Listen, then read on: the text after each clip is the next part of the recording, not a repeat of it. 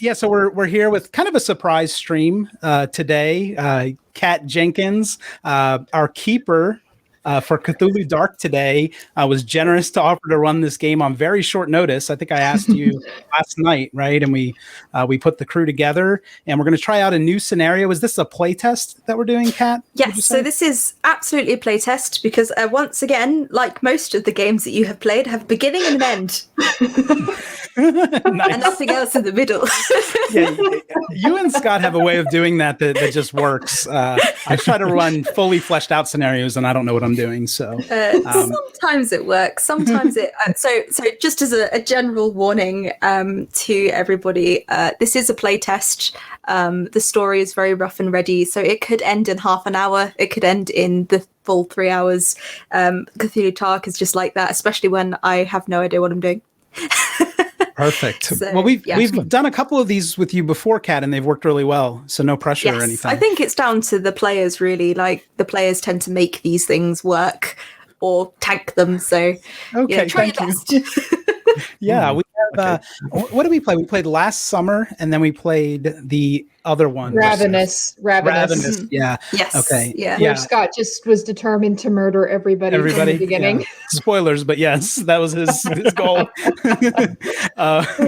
So I think maybe before we introduce ourselves, we should get through the content warnings so that if anyone doesn't want to watch the stream, they can opt out now before listening to all the podcasts we're working on, which can be quite boring. Yes. Yeah. So the big content warning for this particular scenario is suicide. It features heavily in the context of where you are as a location.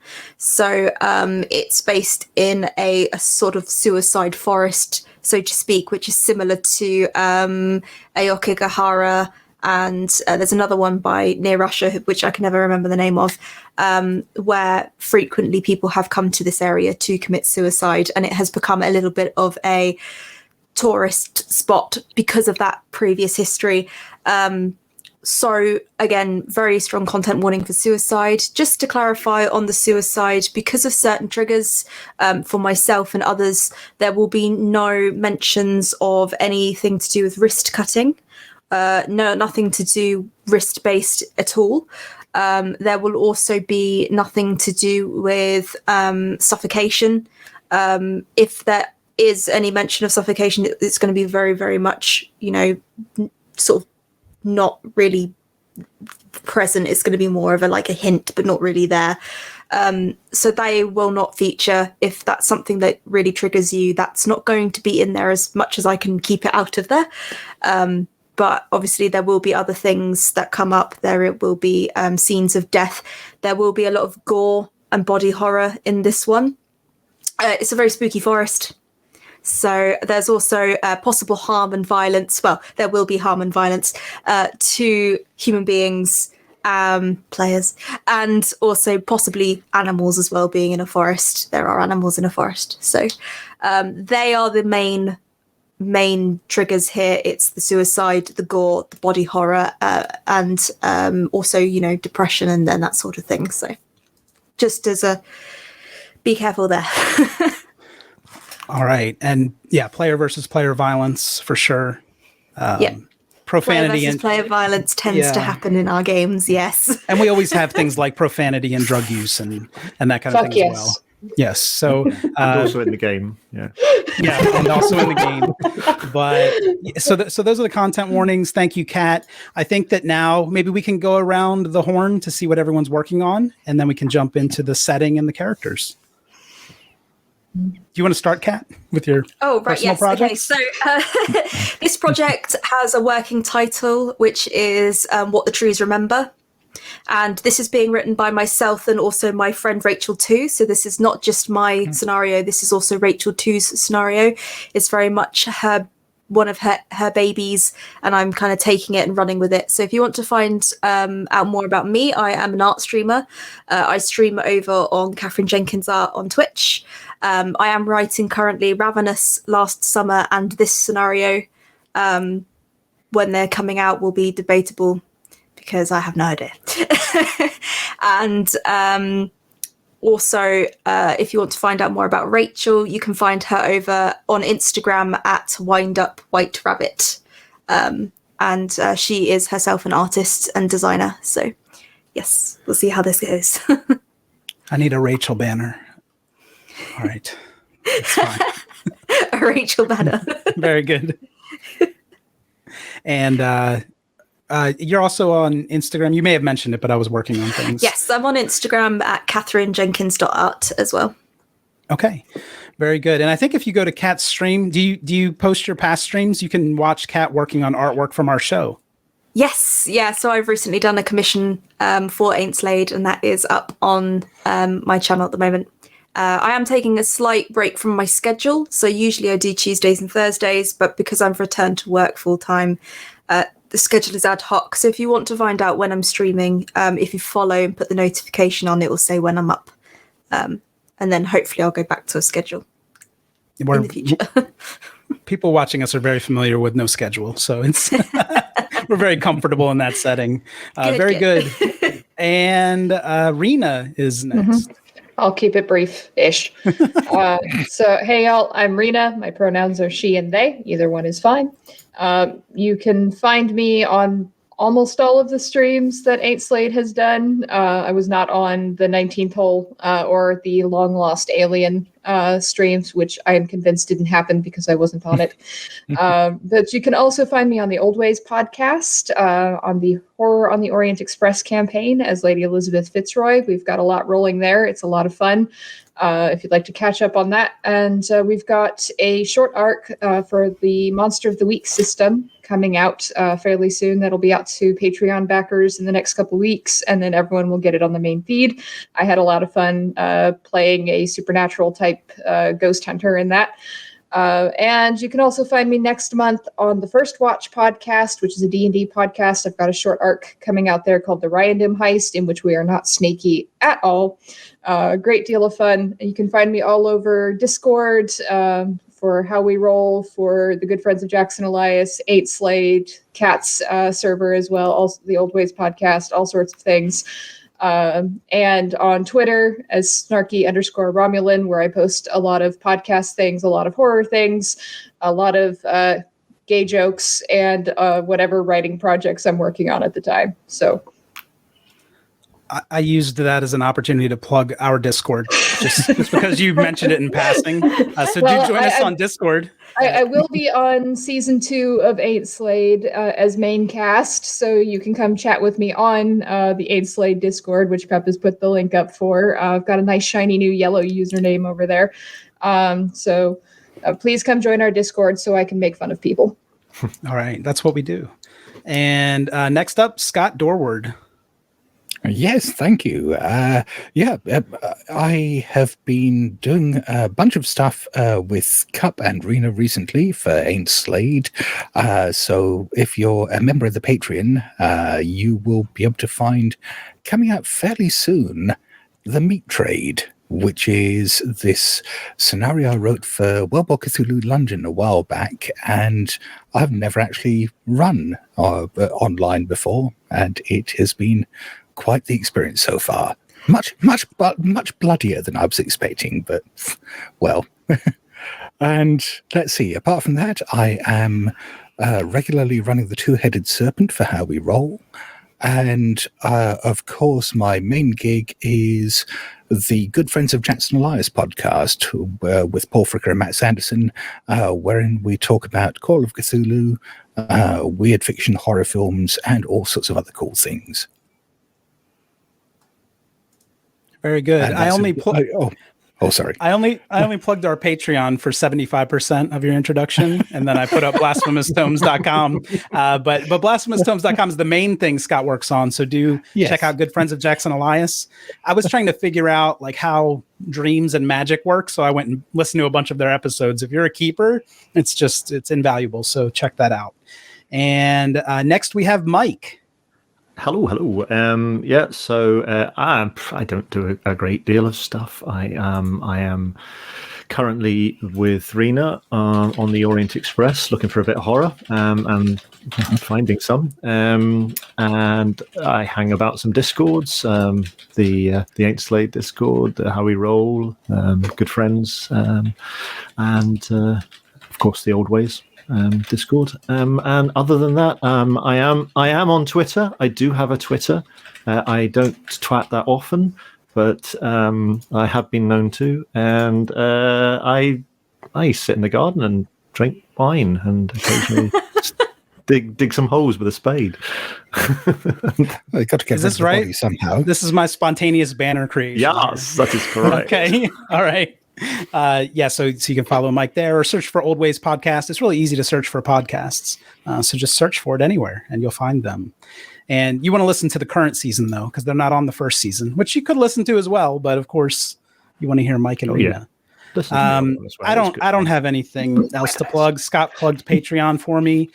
We will be finishing up the Medicine Show next month, which is a prequel little arc with 3 or 4 episodes featuring Wes's character Jeremiah.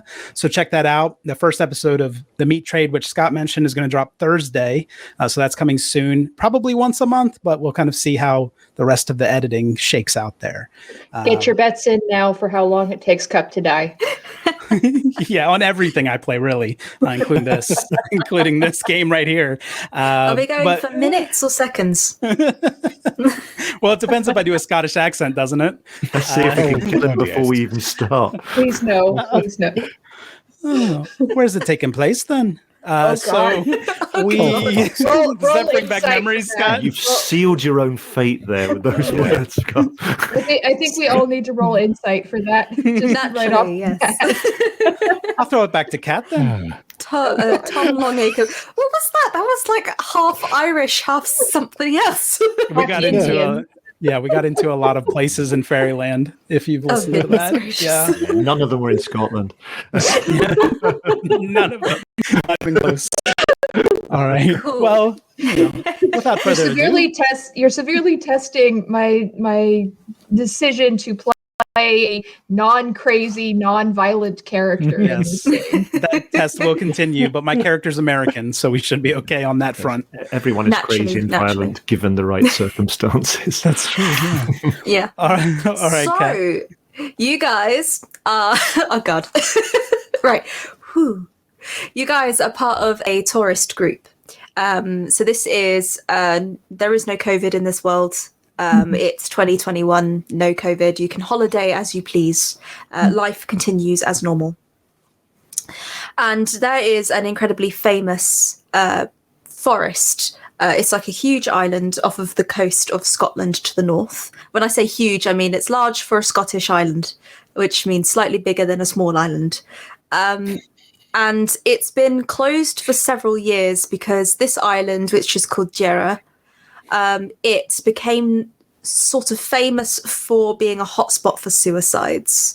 And it all came to a head. You all know this because it's on the front page of the website where you go on the tours several years ago when a large cult of people went to the island and about 50 people committed suicide at once.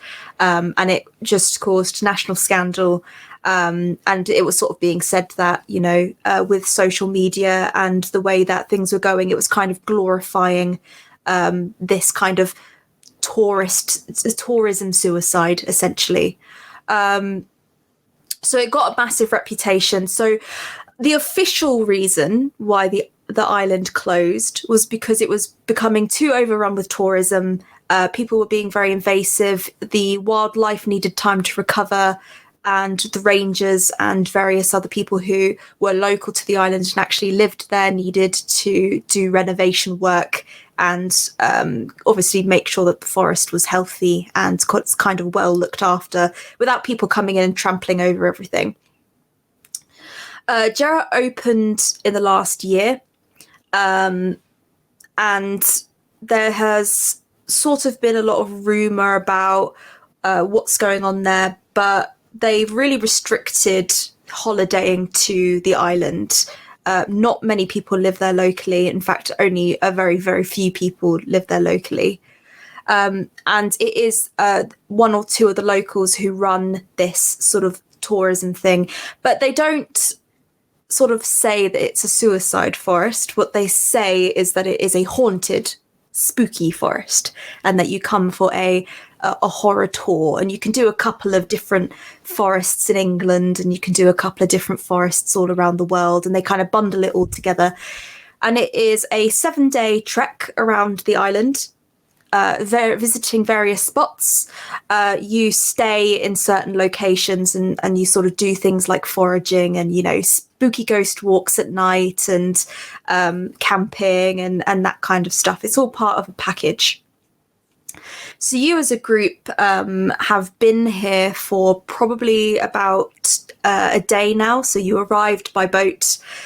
You were met on a secluded dock by a very perky, very happy, very bubbly young lady called Dawn. Her name is played by Dawn Scott, McGregor. by the way, right? Yep. naturally, she's quite a short, kind of quite a healthy young lady. Clearly, she does a lot of hiking.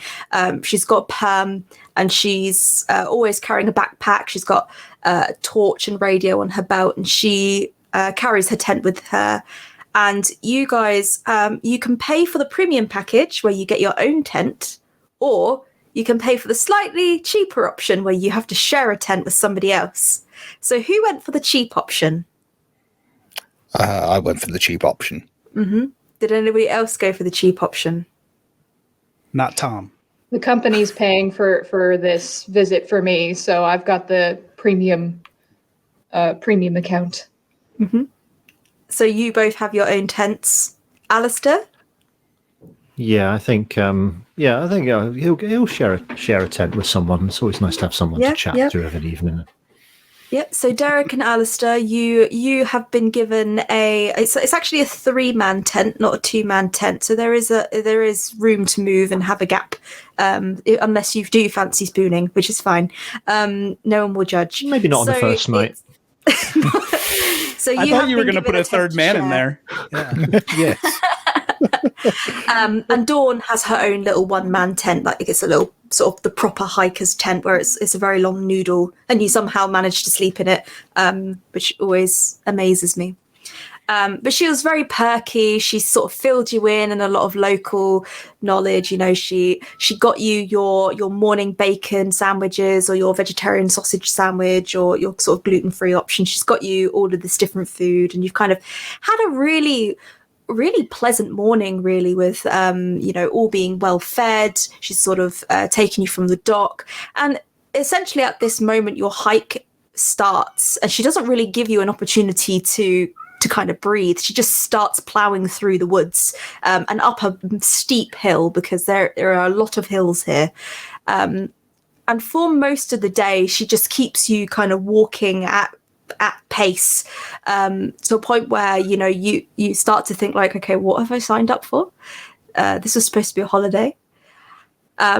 And you spend most of the day walking through what is essentially an absolutely gorgeous woodland. Their trees are huge. There's actually quite a variety of different trees here, which you're quite surprised by. Usually woods will have one type of tree with 1 or 2 ever so slightly different ones dotted around. This is like a myriad of different foliage. Everything is green and mossy. It's the height of summer, so it is quite warm. And as you sort of go through this forest, again, dawn doesn't let up. You're walking fast, and you walk for most of the day without really stopping. She's occasionally popping out her foraging book and pointing out mushrooms to you and pointing out flowers. And you have a very brief moment to pause for lunch, but you really do feel like you're kind of cramming your sandwiches in.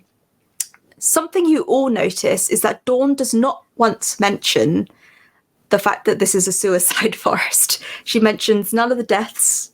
She doesn't talk about any of it. It's almost like she's been scripted not to cover that part of the trek. And it's only sort of the late evening when the sun is starting to sort of set behind the trees, and you've got this wash of golden light coming through between all of these really tall, huge bark trees, and you kind of hit a clearing that she kind of seems to just like stop. It's almost like she's run out of steam. Whatever has been keeping her going is gone. And you do reach sort of what looks like a pre-made campfire space. And she ends up, giving you all sort of tasks, setting up the campfire, getting some water, putting your tents up. And she kind of leaves you to it, but she's sort of getting the fire going. And it's at this moment when sort of everything started to go very calm that you finally get the opportunity to rest. And it's also at this moment that you actually get to really know who each other are, because Dawn has kept you going so fast, you've not really had that much time to stop and chat. So while you're gathered around this campfire and you're setting up your tents, who are you? So, my name is Ash Jordan. Pronouns are they and them. Fairly tall, kind of slender. I look like I jog a lot. But the thing is, I don't really like hiking or camping, and so it's obvious to everyone I'm not really wearing the right clothes. Like I'm wearing what could be considered hiking shoes, but still look like my feet are killing me, and like really tight jeans and like a long tunic kind of blouse that is not appropriate for this kind of activity whatsoever. I was not prepared for this. They did not tell me I would be walking this much. So very athletic looking, but doesn't actually enjoy being athletic when it comes to being outside. Sort of like close crop, dark hair, and gray eyes, and always got the smartphone out, either muttering some notes into it, taking pictures of things, constantly talking about social media whenever they can catch a breath, and very much keep to themselves unless spoken to kind of thing, because they look like they're always working and complaining about the hiking and the bugs and the mosquitoes and that patch of mud I stepped in that I was not prepared for. Oh my God, why am I here?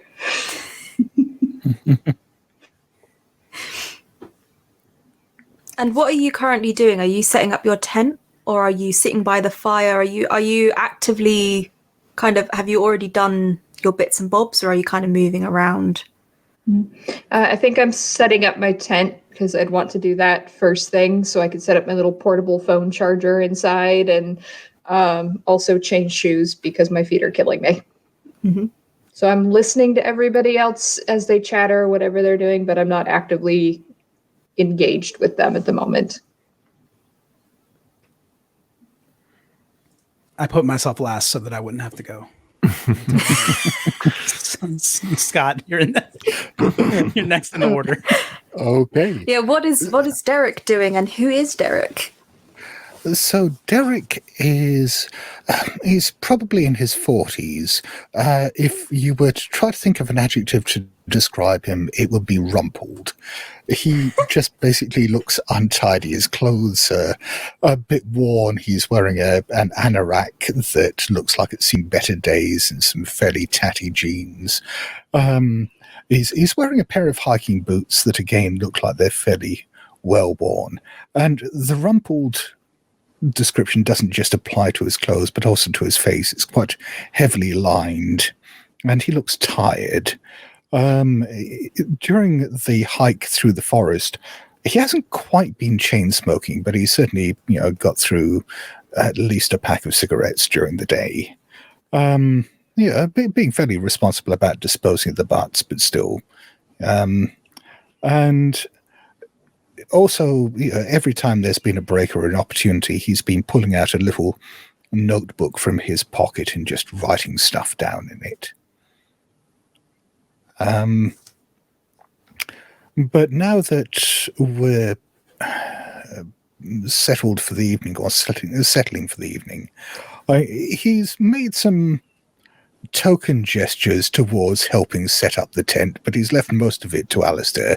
And given the excuse that he needs to take a pee, he's wandered off a bit, but now that he's come back, he's making a beeline for Dawn to try to have a quiet word with her. Okay. So Dawn is currently setting up her own tent, but it doesn't look like it's going to take her very long because she's very seasoned at this. So Alistair, you've been dumped with the tent. You've just been given a tent. Like, who is Alistair, and is he happy about this? Alistair is not happy in the slightest about this. He is kind of looks over his shoulder every now and then as he hammers in tent pegs and tightens up the guy ropes and that kind of thing at Derek, and just kind of shakes his head. Derek's oblivious to all of this. Yes. Well, he'll soon feel the length of his tongue later on. Promises. Phrasing. Is this before or after the spooning? I'll take my hand off your face. So Derek is he's also he's in his late 40s. He is tall and quite thin. He's got fairly long, kind of longer than shoulder length hair that is thinning and graying and is tied back into a ponytail. And he's got like a little pointy goatee beard and moustache. He's wearing reasonable quality hiking boots and a pair of jeans, and he's wearing a grandad shirt. And he's got a little neckerchief around his neck, and he's wearing a leather waistcoat as well. He's been during the hike. He's got a camera with him, so he's been taking some photographs, and also he's got a little sketchbook. Which anytime they've stopped for a water break or anything like that, he'll have sort of sat down and done a quick sketch of whatever catches his eye as they go. He's taken a few moments to roll up a cigarette for himself while we arrived at the camp, and now he's kind of got that stuck in the corner of his mouth while he grumbles as he bangs in the tent peg with a mallet, looks at the mallet, looks at Derek, looks back at the mallet, and bangs in another tent peg. And Tom, whilst this is going on, whilst there are tents being set up around you, are you also setting up your tent, or are you working on the fire, or have you gone to pee like Derek did? And who is Tom? I felt like you were about to spring a monster on me just from the jump there. So Tom is... Yes, okay, well, now you're dead. Tom is... I'm playing Tom Longacre. Tom is looking around for a s'mores kit, perhaps. He thought there might be more amenities to this tour. And I think when he realized he had to set up his own tent, he started eyeing Derek and Al's tent to see if maybe he could be the third person in there, unless Dawn's going to set it up for him. But you're going to have to suspend disbelief as I get into the physical description of Tom. He's thin with perfectly bronze hair. He's tan. He's clean shaven. He's wearing a blue button-up dress shirt with business slacks and Oxford shoes, the lace-up kind. So his feet actually are killing him. So he's got those shoes off now, and he's sitting there in gold-toed black socks. And he's handed out business cards to everyone at the camp. He's a real estate investor. And it's a nice business card. It's thick stock. It has his photo in the upper left corner, a smart font. So he's very proud of these. He hates Dawn, like that is without question. He hates Dawn. And so he's here. He kind of liked the adventurous nature of the tour, but really he's trying to figure out what's going on with this land. He's thinking of a possible purchase. Is this government owned? I don't know, Kat. So with that, do you want to give me a roll to see what research Tom did on, if anybody who wants to can roll to see, and if you want to use your occupations as well. Okay. For example, Scott, you're a freelance journalist, Reader, your social manager.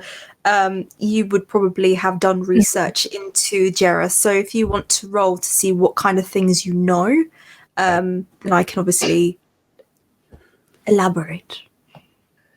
I should show the rolls. Yes, because I can't see them.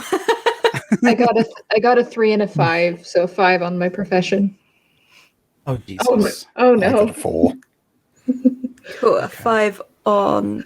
So, Ash, when Ash was researching Jera, you came across quite a few different articles of conspiracy theories and sort of historical events. Things, for example, like a couple of years ago during sort of one of the common meteor showers, one of the meteorites actually fell and impacted in Jera, and there is now a crater that you can go and see. Just a little one. It's teeny tiny because these things, they don't make big craters.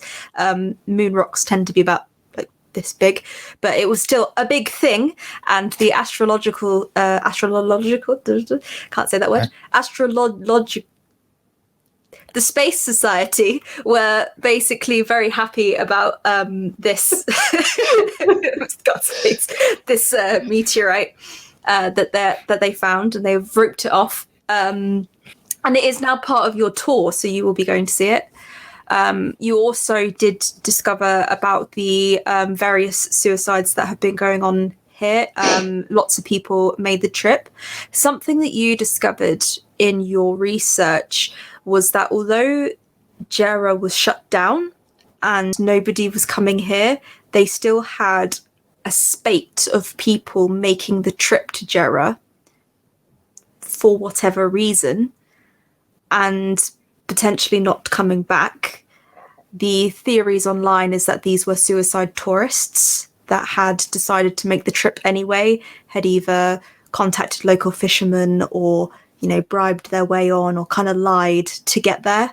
But again, the government and also the tourist board and everything, they kind of swept a lot of that under the rug and sort of said, oh no, they definitely left. But from what you've read, that's not necessarily the case. So you think that there's actually been a lot more people coming to Jera that maybe shouldn't have when it was closed. Tom, in terms of whether or not this land is purchasable, this land is owned by the tourism board, and they're very much it's very much nationally protected land. But there are some areas which are on the map and on the tour which may be open to resale.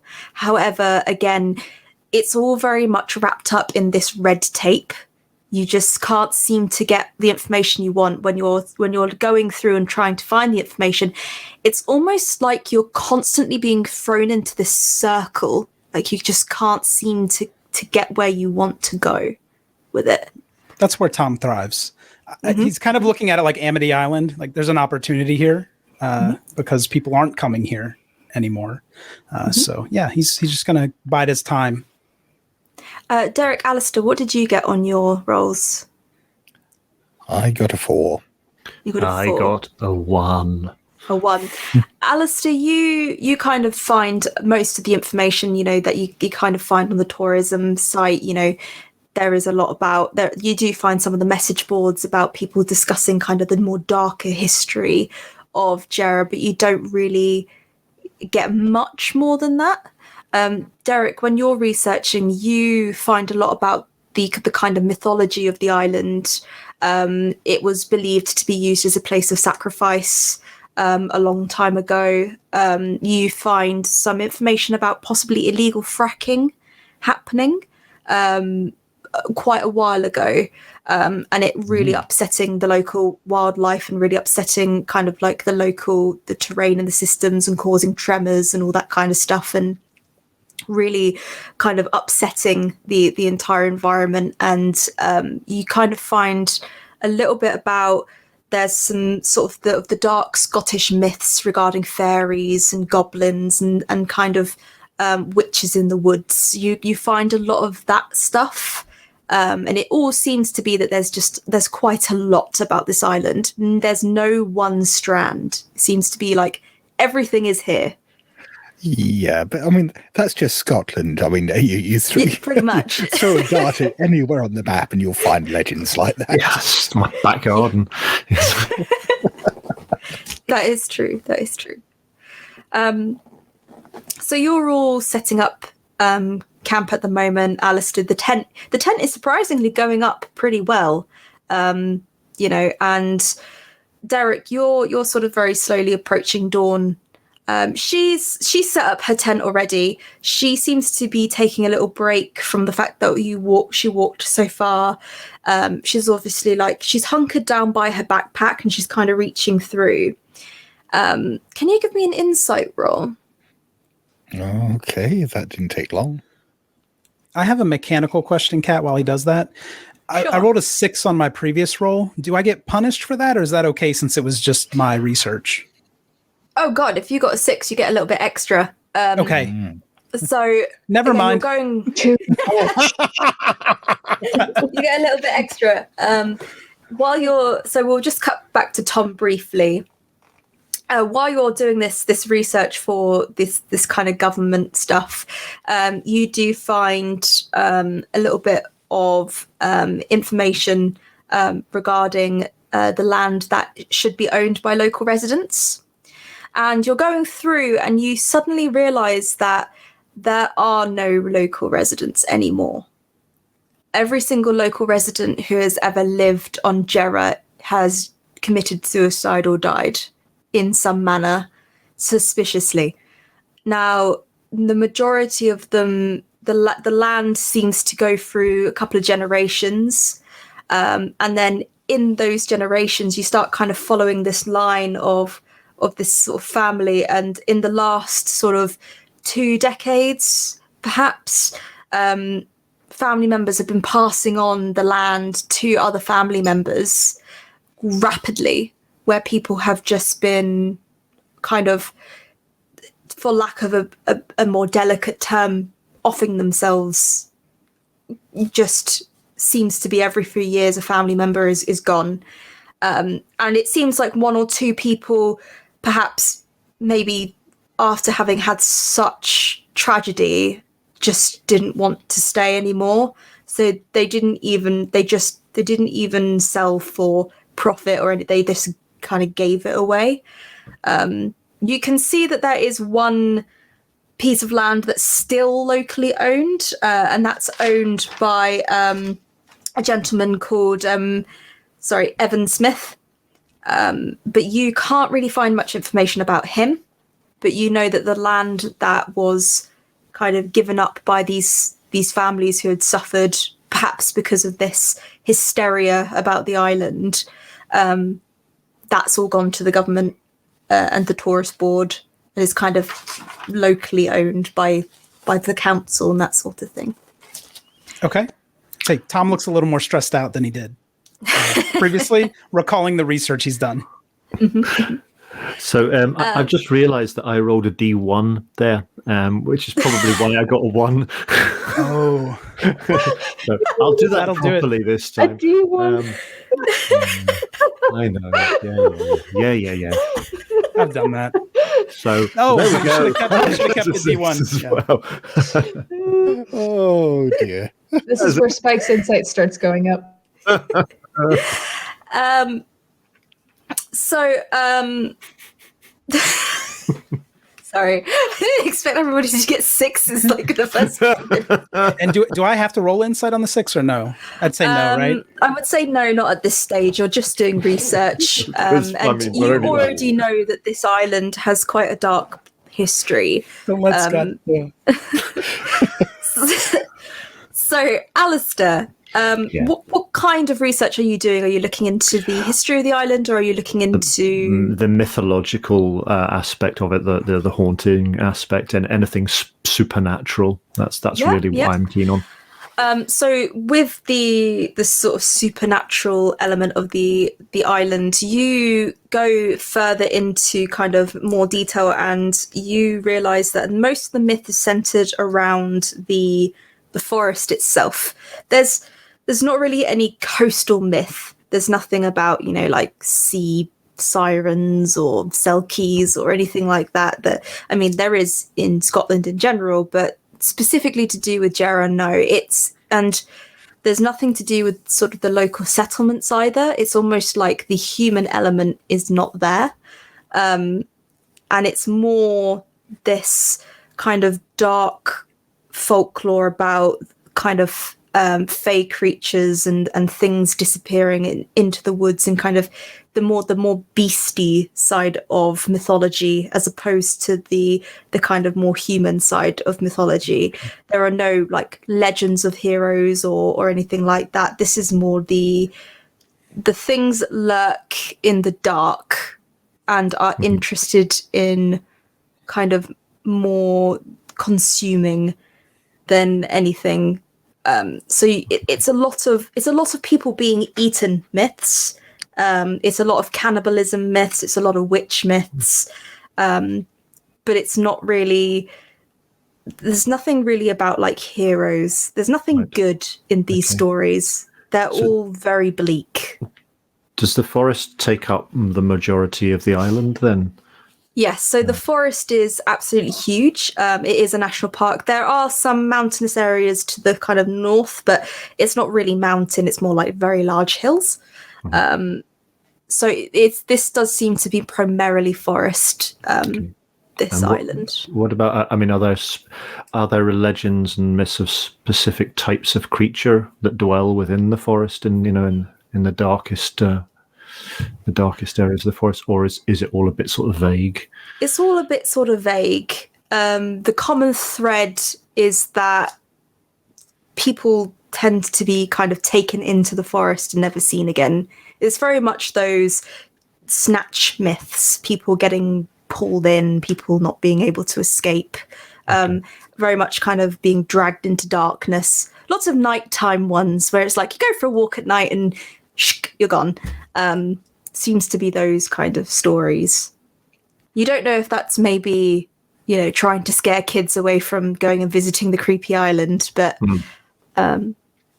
Okay, and do these sort of myths, do they date back for centuries and centuries back? Yeah, they're like tales of people going missing from way back and hundreds of years so ago. these are kind of like foundation, like pagan myths. You can see that they kind of go through a thread. They get a bit of a Christian tinge at some point, and then they kind of get rewritten again back to the kind of pagan roots. It's like these stories go through the history that we kind of go through with our myths, where they change slightly depending on who's invaded who, but they all seem to have that similar thread running through them. Okay, perfect. No need to tell these things to us, please, Al. Derek, so you're heading over towards Dawn. She's hunkered down by her backpack and she's kind of digging through. What number did you get on your insight roll? I got a 4. You got a 4. You're kind of watching her going through her bag. She's being quite secretive about what's inside it. She's kind of deliberately turned the bag and her back to the group. And you just get the feeling that she was all the way through the walk. She was like trying to have a chat with everybody. She was really railroading the whole walk. She was being really exuberant, really excited. She was pointing out everything. She was really, and she was trying to make jokes, bless her heart, but they were always falling flat. She just was really, really trying to be this happy person. And now that you're looking at her as she's bending over this bag, you can just see that whatever she was doing was just a complete veneer. And she clearly doesn't really want to be here. She's just sort of looking through, trying to find stuff. Normal tour guide. I'll clear my throat just so she knows I'm there. Oh, Derek! I'm not going to try and do a Scottish accent, but pretend she's Scottish. Because I don't know if anyone's noticed how British I sound, but I don't want to cause any offence. It all sounds the same to me. I should be the one causing offence tonight with a Scottish accent. So she sort of turns to you and sort of says, Derek, how can I help? Do you need help with your tent? And she kind of looks over at Alistair. No, that's all in hand. No, I was just wondering. You must know that the reason why people come to this island isn't because it's a nature preserve and because of the wonderful walks here and so on. They come here because of its history. You know, people are drawn to that kind of darkness. And I just wonder why you're not talking about any of it. She kind of, her smile kind of is a little bit frozen, and she sort of tilts her head a little bit, and she kind of says, I think we're just, the company, they're trying to really kind of put that behind them. It's all a bit morbid. That makes no sense. Even from a commercial point of view, as I said, that's why people are coming here.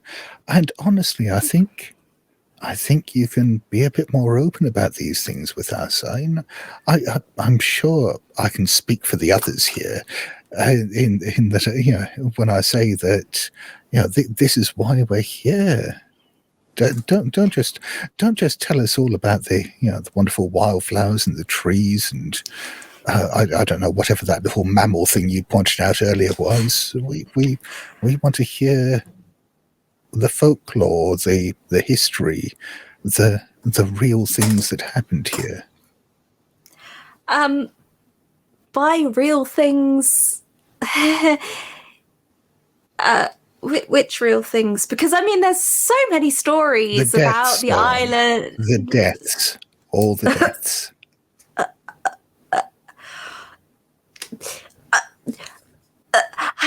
Well, you see, okay, so in 3-4 years ago, there was an incident where 50 people came across the channel and they may have been involved in a cult. However, that was never proven. So they did end up taking their lives at some point. However, we try not to go into too much detail on that due to legal reasons. Dawn, I could read that on Wikipedia. We're here. Show us.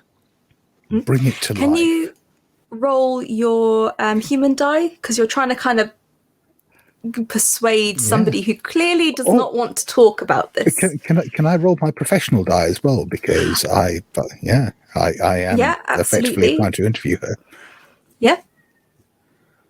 Yeah. You're kind of trying to get into that real gritty story. Yep. So I got a 5. Okay.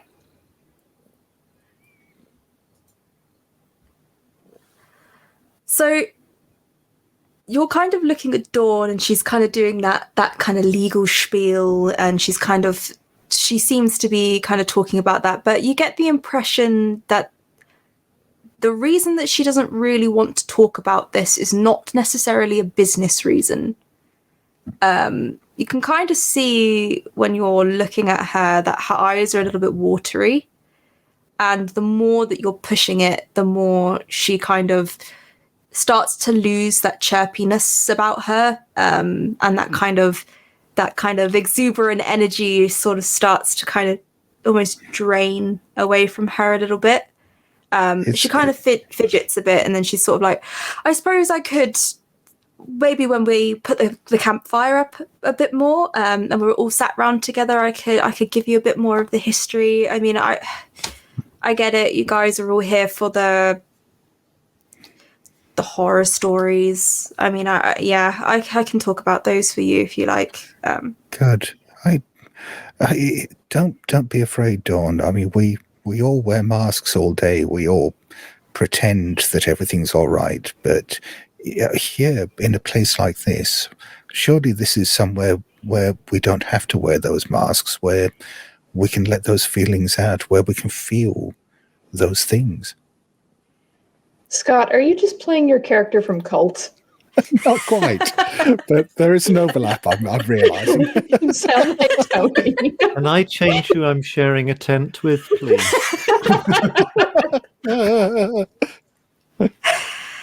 Dawn she seems to kind of look at you in a kind of a different way, and then she sort of slaps this big smile on, and she kind of puts a hand on your shoulder, and she sort of says, you're not a bad guy, Derek. You're a good guy. Good guy, Derek.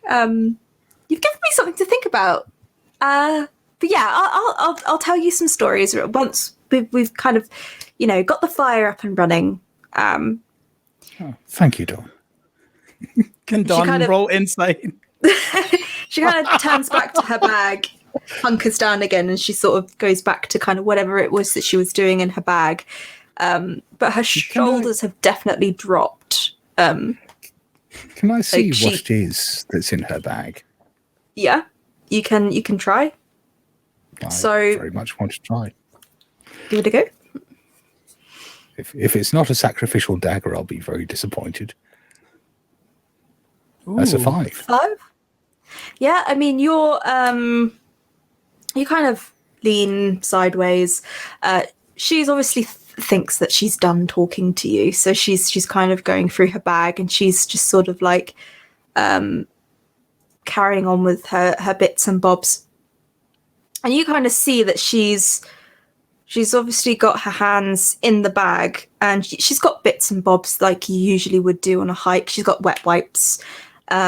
She's got she's got food ration, she's got flannel, she's got 5 pill bottles, she's got a wallet, she's got a couple of other things, she's got like a switchblade, sort of pocket knife, she's got sort of a notepad, those sorts of things all kind of rustling around in there, and she's just sort of taking stock, making sure that she's got everything that she needs. Has she got a bottle of Avon Skin So Soft? Possibly. For the midgies. I mean, there will definitely be moisturizer in there. Oh, no, this is for the midgies. This is. Oh, I see. What's Alistair doing in that tent? If you've ever been camping in Scotland, the most important thing to bring is a bottle of Avon Skin So Soft. There's a free plug for you, Avon. It's useful for other things too in the tent. What about the best tablet? Thing for keeping midgies off. Is there tablet in the backpack? There is not a tablet. Ash and Alistair, you're setting up your tents, aren't you? Yeah. So Alistair, you kind of go round the side of your tent closest to Ash, and they're also sort of putting up that side of the tent. So you're sort of both together. And as you're both hunkering down, where you have to pull the guy ropes and like hammer in the little stick thingies. I can't remember what they're called. You're assuming I know anything about tents. That's the one. Okay. Well, there are pegs, and this is very technical. You get a hammer, and you hammer them into the ground. Yeah, that's the one. Mallet. I know my camping. And you can tell I did my research for this. And as you're both hammering this in. Hammering what in exactly? Hammering the peg in to the ground. Not anywhere else. Ash, not doing any hammering near my hands. you hammer your peg in, and it feels really squishy. Like the ground feels really like it's like the peg's not quite going in properly. Maybe there's like a stone or the ground's not quite right. And Alistair, you sort of glance over, and as you hammer yours in, again, your one just sort of seems to. It feels like squishy as well. It feels like maybe the dirt's not quite right. And as you go to hammer, the peg just sort of springs back out of the ground and just sort of flies over your shoulder as if the earth has just rejected it. So are we camping on a bouncy castle here? I don't know about this. Did you see that? Did you see that? Yeah, I've not. This is only like the 3rd time I've ever been camping, and usually my partner does this part, but I'm pretty sure it's not supposed to do that. Well, I mean, I can see from the way you've got your guy ropes out there, as you've not your guy ropes. You've not got your guy ropes. You've not got the tension on them. You want to hit you want to hit your peg in at an angle of approximately 45 degrees, and then you connect your guy rope to it. When you get the tension, that's what stops your tent from falling down. You don't want your tent falling down on top of you in the middle of the night. I mean, that's the last thing you want, especially a place like this. Pegs and angles, especially. You want to be smoke? Pegs at all. Yes, thank you. I'm not supposed to, but I'll keep you right. I'll keep you right. Here, I'll do. Give me your mallet. I'll sort that out. You take a wee seat there, darling. I'll sort this out for you. Ash, as you take this cigarette from Alistair, I'm guessing you light it up and take a drag. Mm-hmm. This does not taste like tobacco. He's given you some kind of weird shit. Like you inhale it and it's gross. And you put the cigarette out and there's like leaves sticking out the end of the cigarette. Like he's given you like he's wrapped some plant up in like a Rizzler. Like what is this? Did you give me a blunt, man? Well, that's good stuff. That isn't no wasting that. I'll put hairs on your chest. That stuff's not going to get you high. That is dandelion. What? I mean, I don't know. Can you get high on dandelion? No. Anyway, Probably. you're not going to get high on that. It depends on the insight roll. What the fuck is this, man? That's a bit of leaf, though. If you don't want it, I'll take it back. Just wasn't prepared for it. Is it that long bottom leaf stuff? I don't know what you're talking about. That's quality ganja, you know. Alistair, your cigarette packet, all of these cigarettes have got like they seem to have this sort of like bits of grass, bits of leaf. So Alistair rose from a tobacco pouch and okay, so the tobacco pouches yeah, like that. It's got little leaves and bits of moss in. It's almost like maybe you dropped it and loads of stuff came in, but you don't remember dropping it. That's really strange. I don't remember that. I'm sorry about that. I don't know what happened there. Give me that back over. I'll get rid of it. I'll roll up a proper one for you. Thanks. Tom's going to see them hand rolling cigarettes and walk over immediately to see what's going on. Hey, Al, was it? Alistair? Yeah. I don't like being called Al. Don't call me Al. It's not cool, man. You said I could call you Al. You having a little bit for everybody there? Aye, go on. Hang on. So I just need to get these twigs and that out of it, and I'll sort you out. Yeah. And just start skinning up. All right. Did you get your tent put up, Tom? Because something weird about ground over here. It's all bouncy. Have a wee look at that. It's like, I thought it's like heather or something. Alistair was taking care of the tents, it looked like, so I was just I was taking care of my tent. I wasn't taking care of your tent. You can take care of your own tent. I mean, Ash is putting her tent up. Make a bit of a cat hand of it, mind you, but go pitch your own tent, Tom. Yeah, where's that Avon? Or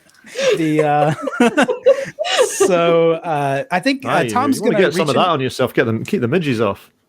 Tom's going to reach into his pocket and just kind of unroll a small baggie of cocaine and kind of wave it in front of Ash and Alistair. Ooh. Long day, huh?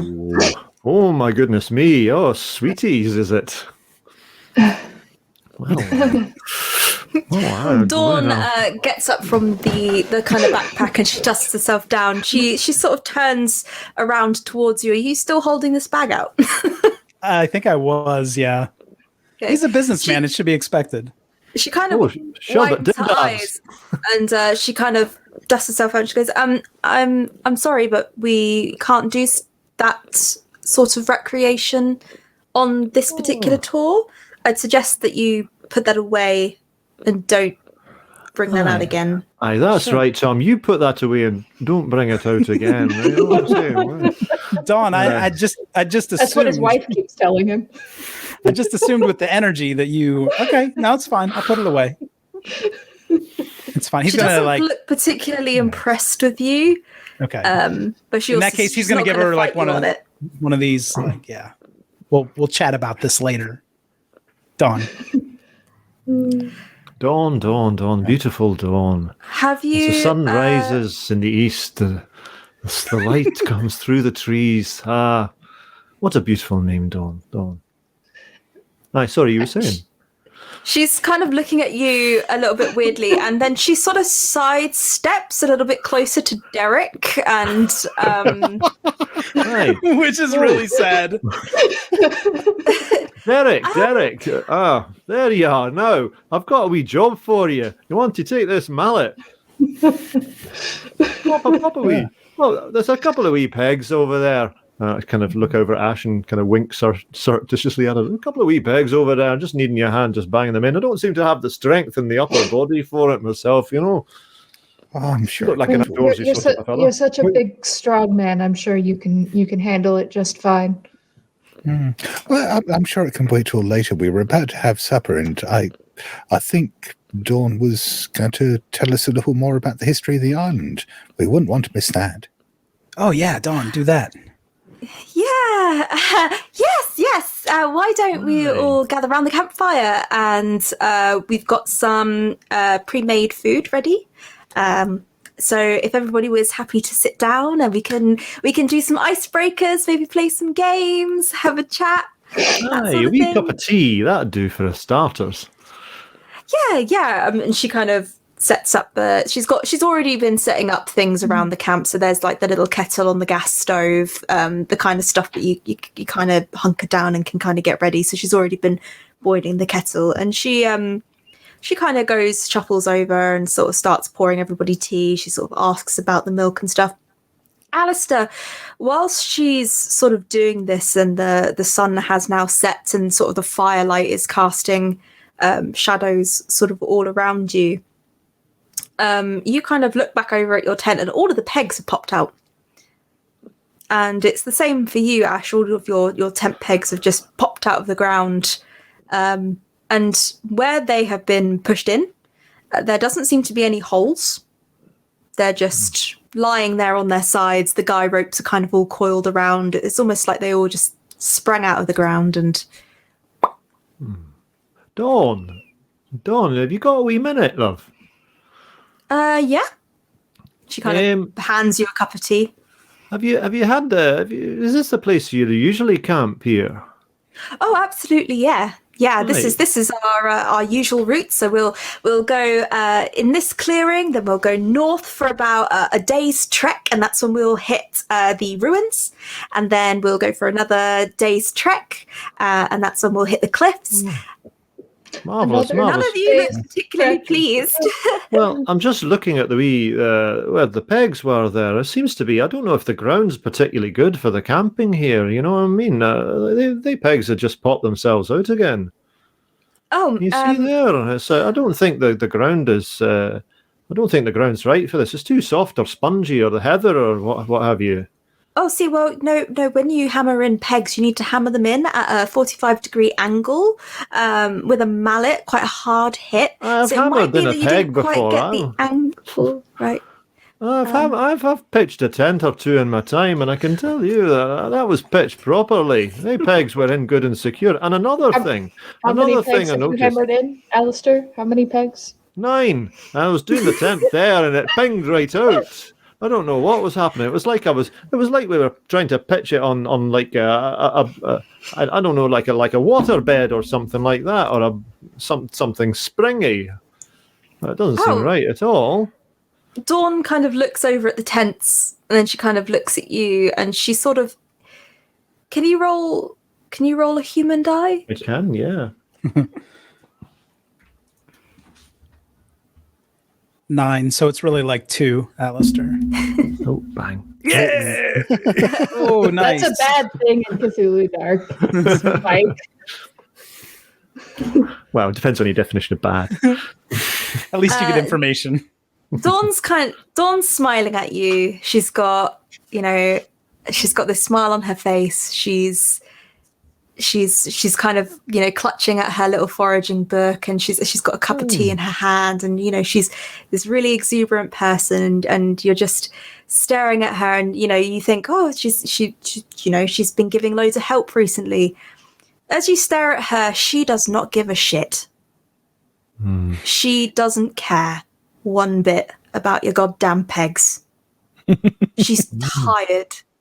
She's tired. She's fed up. She really doesn't care. And the look that you get when you stare in her eyes as she's smiling at you is that this is it. It doesn't matter. It really doesn't matter. Your pegs can fall out. Your tent can blow away. As far as she's concerned, It was whatever. the sonnet. I'm really warming to Dawn. Yeah, she's great now. Dawn sounds like me on a Monday. You're all right there, Dawn. You seem a wee bit distracted. I'm fine. What I would suggest maybe is perhaps try again, like in a slightly different area with the pegs. It might be that you're hitting rocks. Maybe that's what it is. Maybe I'm hitting wee rocks under the ground and it's pinging the pegs out. How's your tent doing there, Dawn? Is it nice and secure? You're not having any trouble with your pegs? You got the right angle on that for them, have you?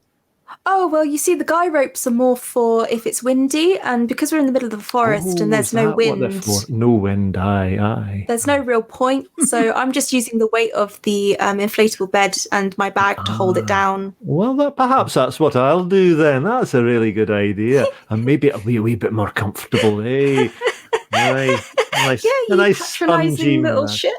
Yes, I mean, aye. Oh, that's not a very nice thing to say, is it? Yes. No, how about we all sit around the campfire and I will tell you a little bit about the history. How about that? That sounds like good fun. Ghost stories. Capital notion. Capital. Yes, Dawn. Let's get to the reason why we're really here. Mm-hmm. So she sort of gathers you round and sits down at the campfire with you. And she sort of shoves a couple of logs onto the fire. Can you all roll me your human die? Okay. And anybody who was just talking to Dawn then, can you roll your insight? Because that was a little bit weird. Yeah, I was going to say, was there any repercussions from me rolling a 6 there? Or just yes. So if you roll your insight die and you roll above the number, your insight ticks up. So you have your insight die is a d6. So if you go up to 6, you are then insane / mad / retired, essentially. I just rolled a 4, so my insight, which starts at 1, I believe. Yeah, so you're now on 2. If you roll the same number, you don't go up. Okay. Sadly, I rolled 2 on mine. So. Do you want me to roll a second insight die for just that general insight die that you were talking about there, or is no? I think that should be fine. That one for the whole situation was a bit weird. Okay, fair enough. It was a bit, yeah. So Dawn sort of sits down with you, and she kind of, you've all got your cups of tea. It's very dark now. The trees stretch up all around you, and they seem to kind of loom up as you look up into the sky. You can't see any stars. It's just dark cloud. And when you look out past your tents, all around you is this pitch darkness. And you can hear the sound of the wind kind of going very gently through the trees. And something that you notice is as this wind moves through the trees, just sort of, it's a very gentle breeze. It's not particularly strong. There's no reason why you would need to necessarily peg down your tent. You can kind of hear, it almost sounds like a whistling on the wind, sort of through those leaves, possibly from the rustling. And Dawn sort of is smiling, and she's sort of kind of drinking her tea, and she starts going into some history about Jera, and she sort of says, so I guess you guys are all here because of the suicides. Yes. Well, certainly here more or less to hear about ghosts and things. Yeah. Aye. Yeah, the dark heart of the forest. That's what I'm here for. It's funny that you should kind of use that term, Alistair, the dark heart of the forest, because it's Conrad, isn't it? Heart of darkness and all that. So yeah, a lot of people have committed suicide here. It's pretty bleak. I mean, I've found 1 or 2 people in my time working here. It's always really hard to kind of talk about this particular subject. So I don't really like to bring it up when we're on a holiday. We're really trying to change the way that this forest is viewed. But I get why you kind of are interested. It's all morbid and creepy. I mean, how fun. Well, it's inspirational, isn't it? It feeds the art. You know, it gives it weight and body, depth. Sure. So, by heart, one of the main things is that most of the suicides were pretty much in the same place. Interesting. Which is in the center of the forest. And she sort of digs into her backpack. You can hear the rustling of her stuff. You can hear the rustling of pills. You can hear the rustling of her various bits and pieces. She pulls out this sort of map and she kind of lays it on her knees. And she sort of does trace a little path, and she kind of traces what's probably about a 2-day walk into sort of the middle of the forest. And she kind of draws a bit of a circle with her finger, and she sort of says, everybody who's ever come here and died for whatever reason, even if it's just hiking death, but we did get those 50 people, they've died in this ring. And she kind of draws a big ring around what looks like to be almost dead center of the forest, which I don't know, is that, and she kind of looks at Derek a little bit for approval. Is that kind of what you were looking for? I think that is probably why most of us are here. I mean, honestly, Derek looks around at the others. I'm here researching a story. I'm fascinated by the history of this place, and there have been a lot of superficial stories and sensationalist tabloid nonsense and so on, but I don't think there's ever been a proper study, a proper accessible article that's been written that covers the true history of this island, and I'd very much like to put something together. And I mean, if everyone else is happy, I'd really like to go to this place because, well, this must be, to some extent, why the rest of you are here. I mean, you could have gone to anywhere in Scotland if you just wanted a nice nature walk, but you came here. And you came here because this is where people come to die.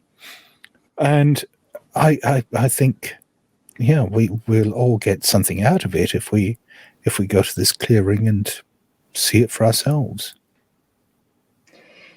Yes, well, there's this new trend. I don't know if you've heard of it, called dark tourism, where people want to go and see the spooky things, and they want to go and see the haunted places and things like that.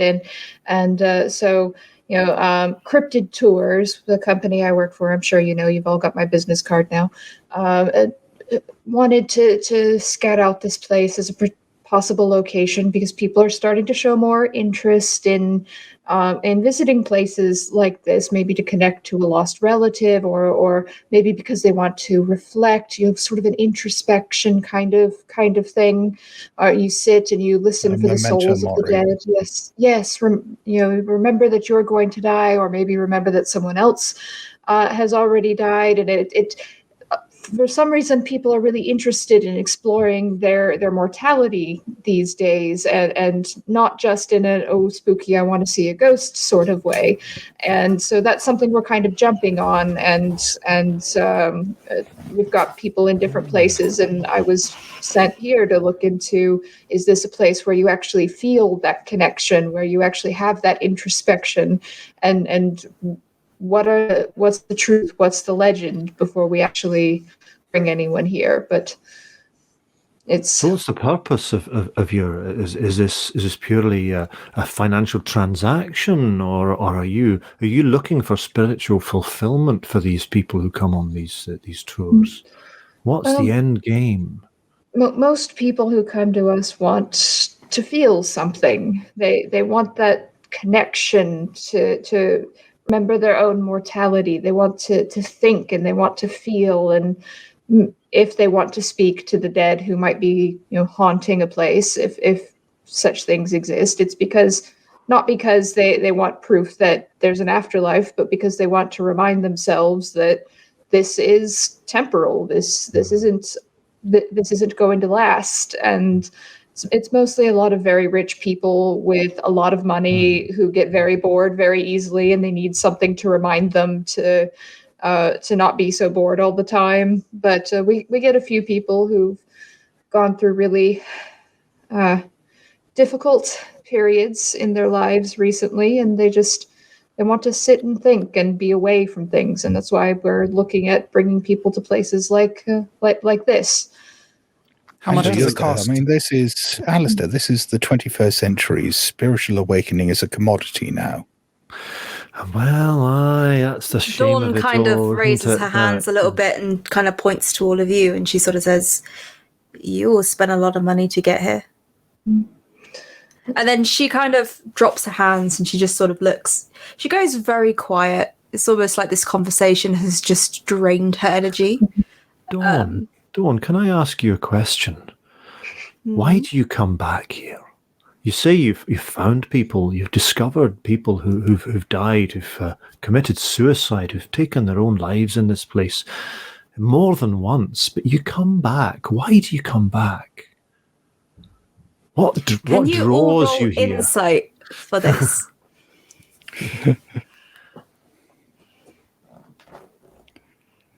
Oh, that's a 5.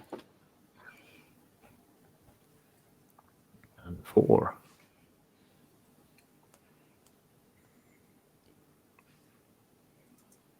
Do I need to roll? I got a It was a 6. 6. I got a 2. Cool. I got a 6. Cool. So, Tom, you kind of... Tom and Alistair, you're roughly about the same kind of you. You see Dawn and she just looks very upset.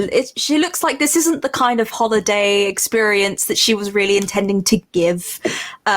She really wanted to be like, let's go have a look at some mushrooms, that kind of thing. She wasn't really expecting it to be this deep in terms of conversation.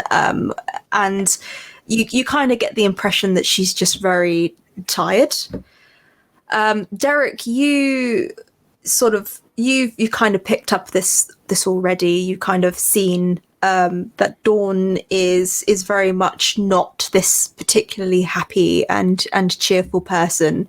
You kind of get the impression that when you're kind of looking at her and that question is asked, what keeps bringing you back?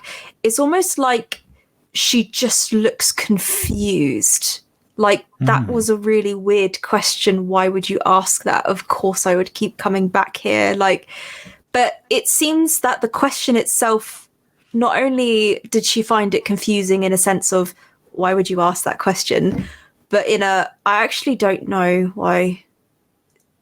So she kind of seems to be in this sort of state of it's almost like you've given her a paradox and she doesn't quite know what to do with it.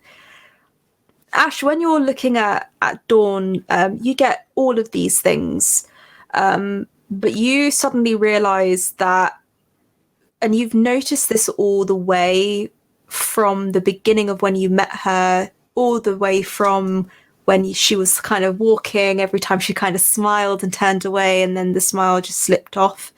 And every time she kind of turned her back slightly to the group, and she just stopped wearing this kind of mask of happiness.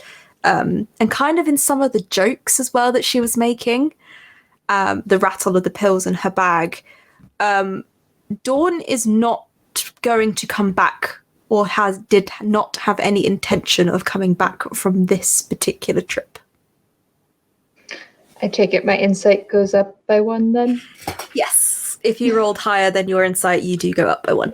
I rolled a 6, so yes. With my measly 2. Ash starts looking a little bit uncomfortable. Like they just sort of pull away a little bit. And then they look down at something on their phone. They look up and at Dawn, and I have a question, though. So some urban legend or something I've heard that in places like this, you can see the ghosts or the spirits or the what have you of people who died in a similar fashion, even if they didn't die in that place. There's reports of people seeing their loved ones who they can't seem to get the word out, like who left on of their own accord, let's say, in places in that forest near Russia, or in other places where people have jumped off buildings or off bridges, where you can sometimes see other spirits who didn't even, if that makes sense. I've heard stories of this. Is that something that's also associated here? Have you ever heard of that or seen anything like that? I mean, it's a pretty scary forest. I think a lot of the time it's in people's heads. They tend to think that there's something scary here, so they'll see it. I mean, I've been on a couple of tours and some weird stuff has happened. Some really weird stuff has happened. Like Put what? the flashlight under your chin and tell us about those. Yes, tell us some of the weird things that have happened. How about we've got 7 days of hiking to go, guys, and we're all really tired. We're all really tired. I think it's probably a good idea maybe if we get some rest, and in the morning what I'll do is while we're hiking, I can tell you some of the more macabre stories, but right now I think it's really dark. It's probably a good idea if we all get some rest. Aye, that's a good idea. Let's do that. Sleep is good. But Ash, let me just ask you something. And you talk about this place as being haunted. You talk about there being potentially the ghosts of the people who are here. But I don't know. That seems like an unnecessary comfort almost, or at least a gloss that we might be putting on this, that this is a place where over and over again people have chosen to come to die. There are places like this all over the world. And I think it's much scarier to believe that the places like this are just lightning rods for that feeling that we all have inside us, that spirit of self-destruction. And that once that idea has been planted on our heads, once we've got a place like this that we can use as a focus to it, it's like a seed crystal sitting in our minds, and it just, all those dark thoughts just gather around and cling to it. And I mean, this place, it may be dark, it may have its ghosts, but ultimately, that destruction, that's not this place. That's in all of us. Would you deny people their comfort, Derek? Even if it doesn't really exist, even if it's a placebo, even if it's all in their head? I would, just because it's dangerous that if we don't look at these impulses for what they are, if we don't understand them properly, if we try to pretend there's something else, something outside us, then they can blindside us, and that's what's going to destroy us. It doesn't have to be anything like that pushing you towards whatever people do here. Just, wouldn't you like to know if maybe you could speak to someone again? No. Wouldn't you? Dawn kind of claps her hands really loudly, and the noise just seems to reverberate through the clearing. And she kind of stands up, and she's got this really big smile on her face, and she sort of says, "This has been a really interesting philosophical discussion. I'm going to go to bed, guys, but I will see you all bright and early in the morning, rising with the dawn." Get it? And you got it, Dawn. And yeah. Up the crack of dawn, as they say. I'll see you in the morning, guys. What are you doing up dawn's crack? fuck's sake, Spike. Dawn kind of gives you a look as if to say, not in a million years. And she kind of backs away a little bit. You're and then beautiful, goes- darling, but you're not my type. and she kind of retreats into her tent and zips it up, leaving you all in the dark with the fire going. Does she bring her rucksack with all her bag with all her stuff in it into the tent with her? No, she's left that by the fire, like leaned up against one of those kind of like by like the kind of portable stool thing that she kind of can fold up and sling on her back. She's not carried it in with her. Okay. As she's, as Dawn has gone into her tent, I'm going to take the opportunity to just say quietly to Ash, it's funny. Maybe it's the association with the Japanese forest, but I'd always assumed that if people were coming here to kill themselves, they'd do it by hanging. But I think Dawn's going to overdose here. All those pills in her bag. That's you don't bring that many here if you're just dealing with allergies or vitamin pills or something. Well, she did say that there were multiple different deaths, I suppose. So it's not like your Japanese forests or these other places where it's harmony, if you can use that word in such a terrible thing. They just do it, I guess. Which is. Well, I'm just wondering. I'm just wondering whether it's the responsible thing to do to leave her with those pills, or. I think Derek's got a point. Actually, maybe we should just, at the very least, just check to see what kind of medication she's actually brought with her. She did seem to have quite a lot of those bottles in her bag there. There's also something else preying on my mind as well, which is, given the history of this place, the fact that there was this suicide cult here, whether if that's on her mind at all, that might be enough pills here if she were inclined to mix it in with the soup or something like that to take a few people with her. You did all drink the tea. Oh, Jesus. I'm going to have a kind of surreptitious poke in Dawn's rucksack or bag or whatever. Phrasing.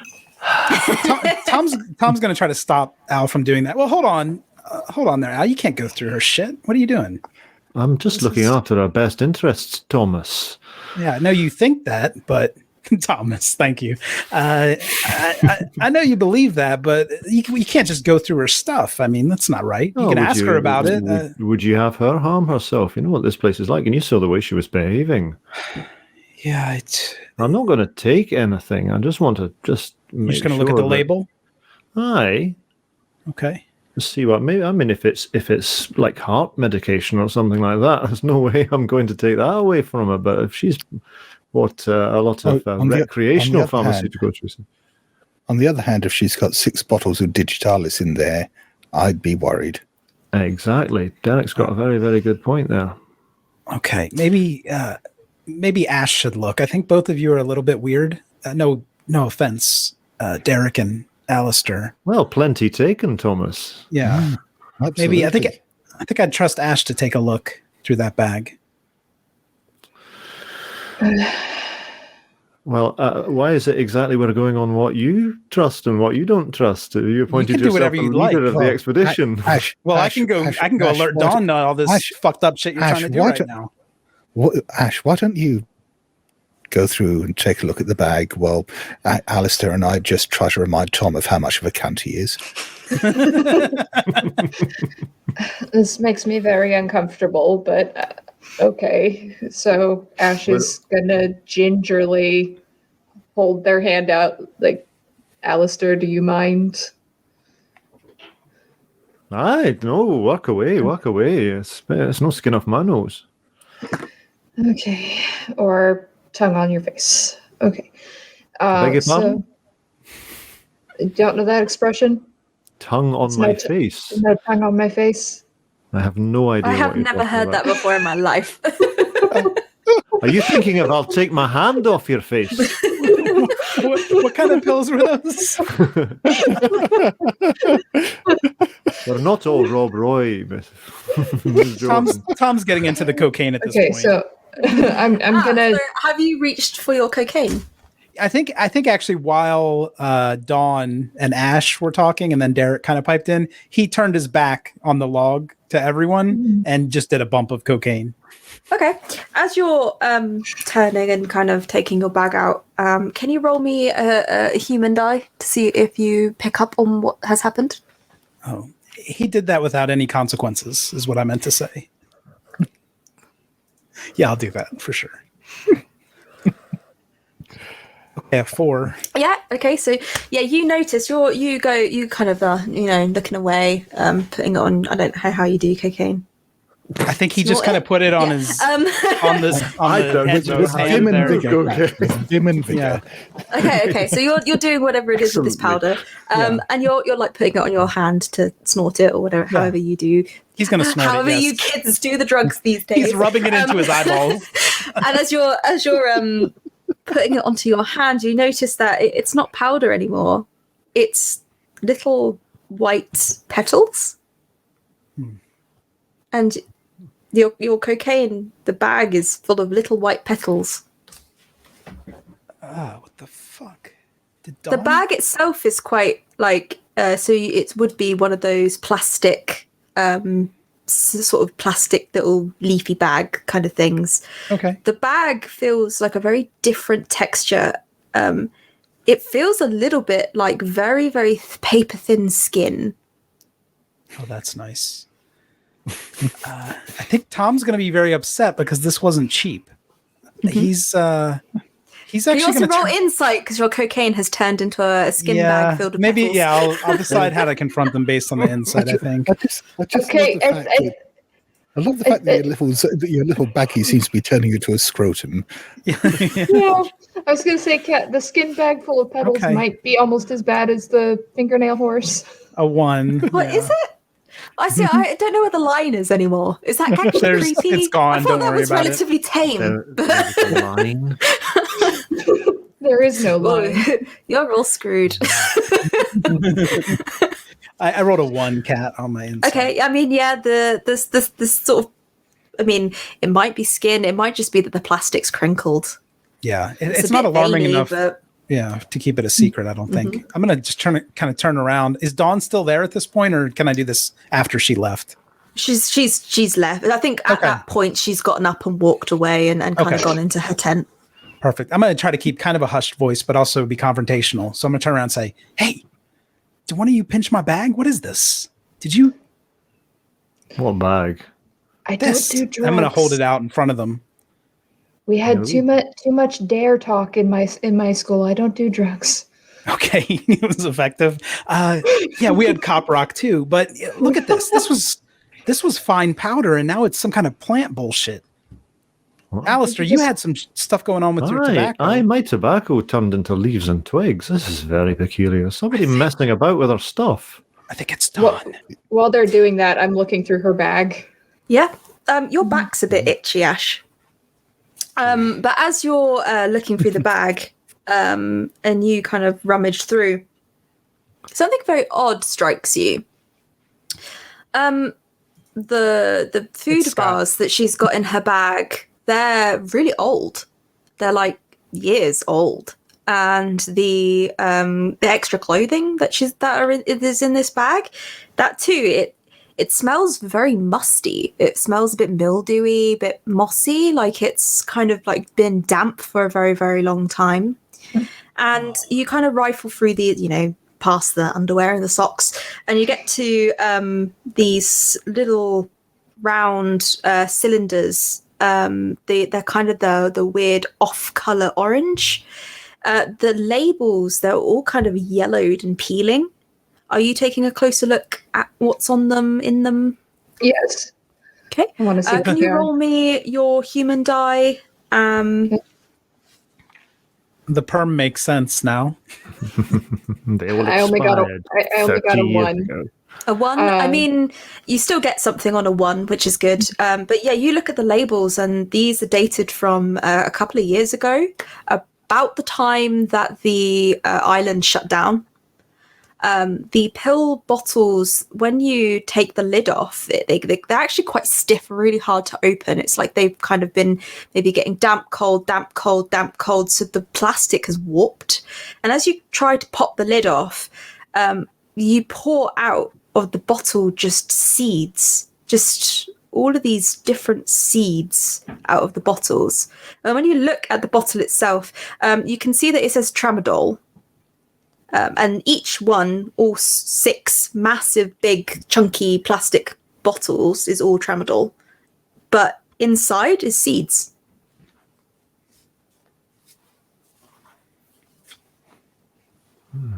I don't think we're going to necessarily have to worry about this. And I just show them the seeds. Even if it wasn't this, whatever's happening here, they're old. They'd be several years old. They're out of date. They wouldn't work.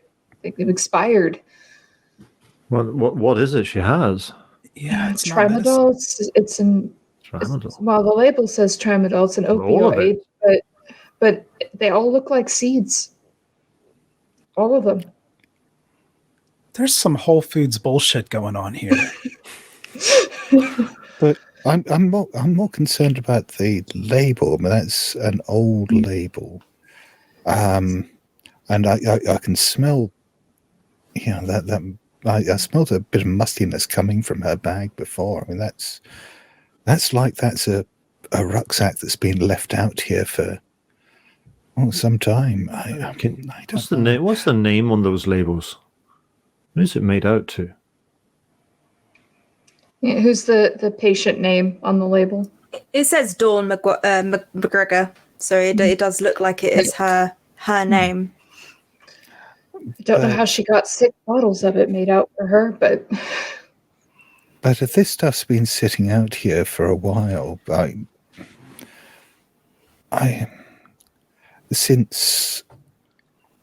just wondering. I don't know. I'm making a bad connection, but if she's been either on this island or coming back to this island and picking up this rucksack for the past few years, do we know that everyone from that cult who came out here to kill themselves, do we know that they all actually died? Do we think, I don't know, maybe that maybe she might be one of them? I don't think we do know, Derek. I don't think so. Well, I mean, it doesn't. Why would she be carrying around a bag with years-old painkillers in it? It doesn't make any sense to me at all. Look, her name's not Dawn. Isn't it obvious? This is somebody's bag who killed themselves in the forest, and she's taken on their identity. Some kind of sick, twisted mind. What would be the point of that? There's something wrong with her. I mean, look at her. Look how perky she was. She wasn't perky underneath, though. No. Can you all roll me insight? Got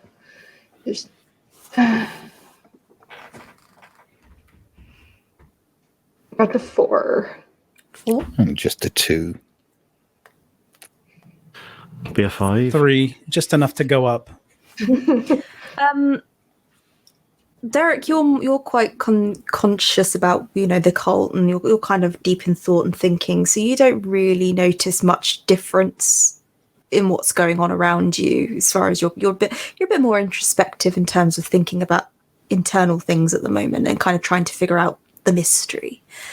Ash and Tom and Alistair, you all hear that whistling that has been going on around you through the trees, that kind of wind that's been going for the gentle breeze.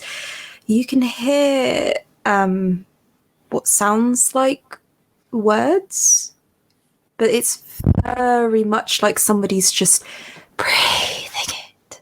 It's not being spoken properly. And it's things like, Tom, I'm over here. Tom. Oh, no. And Ash, you kind of hear, you think you recognize the voice, and it is a female voice, and it sounds very upset. And it's basically saying, I've changed my mind. I don't want to go. I've changed my mind. And Alistair, you're hearing these kind of voices, and you kind of can actually pinpoint where they're coming from. And it sounds like they're coming from, like, there's quite a large tree to the sort of side of the clearing, just slightly illuminated by this flickering red light from the fireplace. It's, the sides of the tree are pitch black. It just seems to be this knotted wood that seems to be kind of all melded together. It's kind of like almost like an old person's skin, full of wrinkles and different shapes. And you can hear that whispering seems to be coming almost from that tree. Hello? Is there somebody there? Is there somebody playing tricks on us? You hear I it won't too? stand for it, I'm going to go over to the tree. Yeah. Are you investigating the tree, having a look around? Yep, I'm going to have Are a you look. using any kind of light source? I'll grab a torch. If we've got torches with us, I'll just grab a torch. Yeah, by all means, roll a human die if you want to investigate this tree. I would also like to investigate if I see him running over there. Just like, did you hear that? Did you hear that? Can I try that again? You can push your roll, but it will mean that you need to roll the dice and your insight. And if your insight is higher than your current insight, it goes up. I'm going to push that too. I'm kind of really interested in this tree as well. If it, I want to touch this tree and feel the texture of it. So, second one will be my insight, I guess.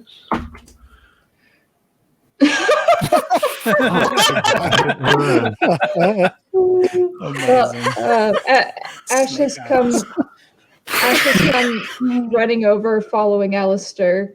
Since he seems to know where the sound is coming from, and they're looking at they're looking at the tree, and Alistair just seems to be sort of ineffectively like pushing the bark and so on, and Ash is going to put their hands up on it and sort of rest their face up against the side of it. Mac? Yeah. Mac, is that you? So Alistair, you push the roll, go for it. Alistair, as you're feeling this tree, it feels like bark, but it's sticks on my inside. But it's very lovely. warm under your fingers. So it does feel very like this tree is weirdly warm under your hands. Ash, you run up to this tree and you put your hands on the tree and you put your ear against it and you say, you sort of say Mackenzie, and you kind of listen and you can hear a very gentle kind of thump thump thump thump thump thump thump thump thump thump thump thump thump thump.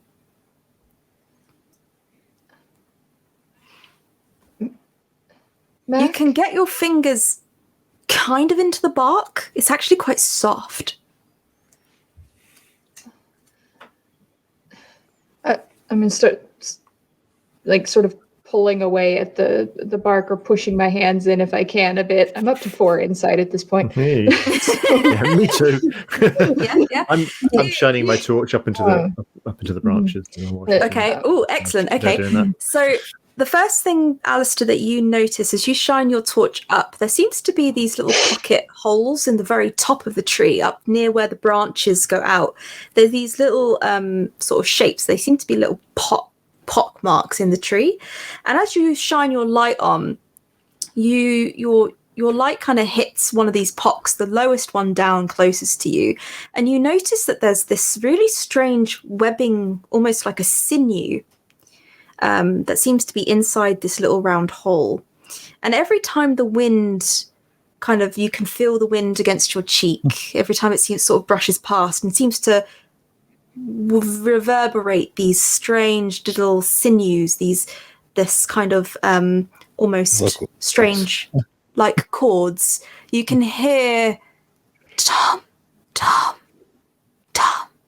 And you can hear, I don't want to go. I have changed my mind.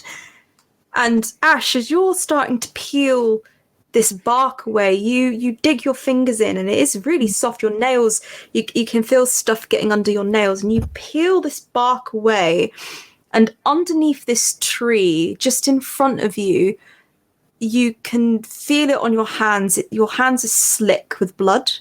And as you look directly ahead of you at this tree, you see muscle and tendon sort of underneath the bark. All seems to be wrapped together. And it doesn't make any sense. This is not a biological construction that has any known.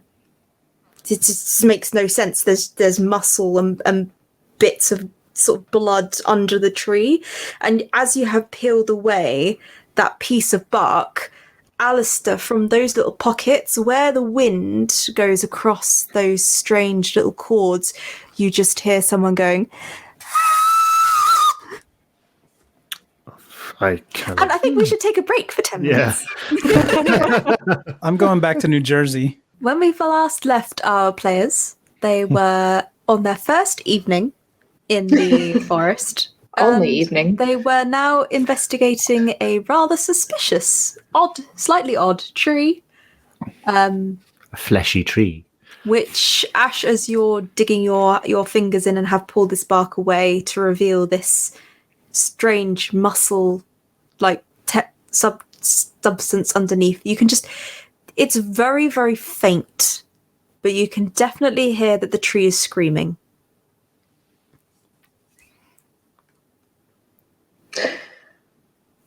Does that require another insight roll? I mean, yeah. I feel like if you have to think about it and call it, maybe yes. Just a 2. That's fine. I'm okay. Yeah, I mean, this isn't the strange... Well, it is the strangest thing you've seen this evening, but you managed to hold it together. Yeah. But yes, there is a tree in front of you, and there is now blood on your hands. Despite all the commotion that's going on outside, there's no sound from Dawn's tent, and the kind of... The whispers seem to die a little bit. Then you're watching this kind of this muscle kind of, and it kind of shifts a little bit, almost as if the muscle underneath the tree has kind of tensed up with the pain, and you kind of watch as the bark that you ripped away, it starts to grow back over that muscle. It's very, very slow. The bark is definitely beginning to move and close back over the muscle. The screaming has now stopped, but it sounds a bit more like a whimper. I'm gonna let out a startled sort of and just pull back, and look at Alistair and hold up my bloody hands, and then look at the tree, and then look back at Alistair, and then look at my hands, and just what the fuck? What the fuck? What the fuck? So I guess I'll just kind of be shining my torch. I've seen all this stuff up in the branches of the trees and shine down. Do I see this? Oh, obviously I'll see. You see the muscle in the tree, which is now being closed over by this almost like skin of bark, which is growing back over it. So you will need to make an insight roll for this. I mean, the vocal cords in the tree was also pretty what the fuck, but you already rolled insight for that. So yeah. And Rena has Derek blood on her Tom, hands again. I didn't kill anyone yet. I don't know if I did. It's not yours for a change, Kat. Yeah, that's right. Not that we know of. And Tom, what are you doing while this is occurring? Well, are you watching or? Yeah, I mean, if we've been able to see all this and hear the screaming and so on, then yeah, I mean, Derek is watching in terrified fascination. Mm-hmm. If you haven't already made your insight roll, if you have already made your insight roll for this. Did you want me to make another insight roll for the stuff that I saw up in the branches? Because I didn't make a roll for that. I'd say keep it all together. Yeah. But however, Alistair is backing away from this, and he kind of backs away over to his rucksack, which is sort of sitting in the open doorway of his tent, and he grabs something out of it, and it's one of them. Good method acting. And he takes a swig out of it and puts the cork back in it. And well, as you swig this alcohol and it kind of gets into your mouth, it doesn't taste at all like whiskey. What does it taste like? Really strange. It's kind of coppery. I'm gonna look at it. Is it blood in here? It looks like dark swamp water. What the fuck? Just gonna put it back. Are you going to check the rest of your bag? I think I might have to. I don't really want to, but I'll just kind of pull everything out of my bag, just increasing further. Sorry. Ash is turning around to Derek and Tom with their bloody hands, like blood dripping down their hands, just like. There was a voice coming from that tree, wasn't there? Did you recognize it? You acted like you knew who it was. It was my sister. It was Mac in the tree. But there's blood. This can't be happening. And they put their hands on their face before remembering that there is blood on their hands, and then just start screaming, which I'm not going to do because I don't want to blow out everyone's eardrums. Do you suppose we're dead already? Do you have you ever read the Divine Comedy? Dante, yeah. The suicides in purgatory, or at least in the outskirts of hell, as they go in, everyone who's committed suicide is reincarnated there or embodied there as a tree. Did your sister kill herself? And Ash just starts sort of shaking back and forth, like. It was an overdose, yes. Codeine. It was a year ago. She can't be here. She can't be here. And just like shaking, just sort of rocking back and forth, like on the ground now, like their head in their hands, just like this. It was her voice, but it wasn't. Nope, this isn't real. This isn't real. Do you notice that... Oh, sorry. Carry on. Do any of you remember dying? Fuck no. What the fuck is wrong with you? Tom's walking right past them as Derek's asking that question. After he heard Ash's first scream, he's going to walk over to knock on the tree. Yeah? So we'll cover Alistair first. Alistair, you're... Okay, we'll go with one thing that you all notice. Ash screamed and is making quite a lot of hysterical noises, and Dawn has not come out of her tent. Yeah. The other thing that you notice, Alistair, you're with your further, you're pulling out, bottles and the little bottles of vodka, and you're pulling out the packets where the weed should be, and you notice that everything that would be a harmful drug or a drug or alcohol or some kind of vice, the bottle has like that leathery kind of thin skin texture to it, and the water, anything that is liquid, has become this kind of murky, almost urine colored water. And then the packets that have any of the drugs in, that's also that kind of leathery skin type thing. All of the powders and the kind of the dried stuff has turned into leaves and blossoms, and it just seems to all be, it's all completely changed. It's just falling through your fingers, and every single thing that you had that you could rely on that would get you through this is completely gone. So can you roll insight? Yeah, absolutely. Alistair is starting to get very, very agitated now.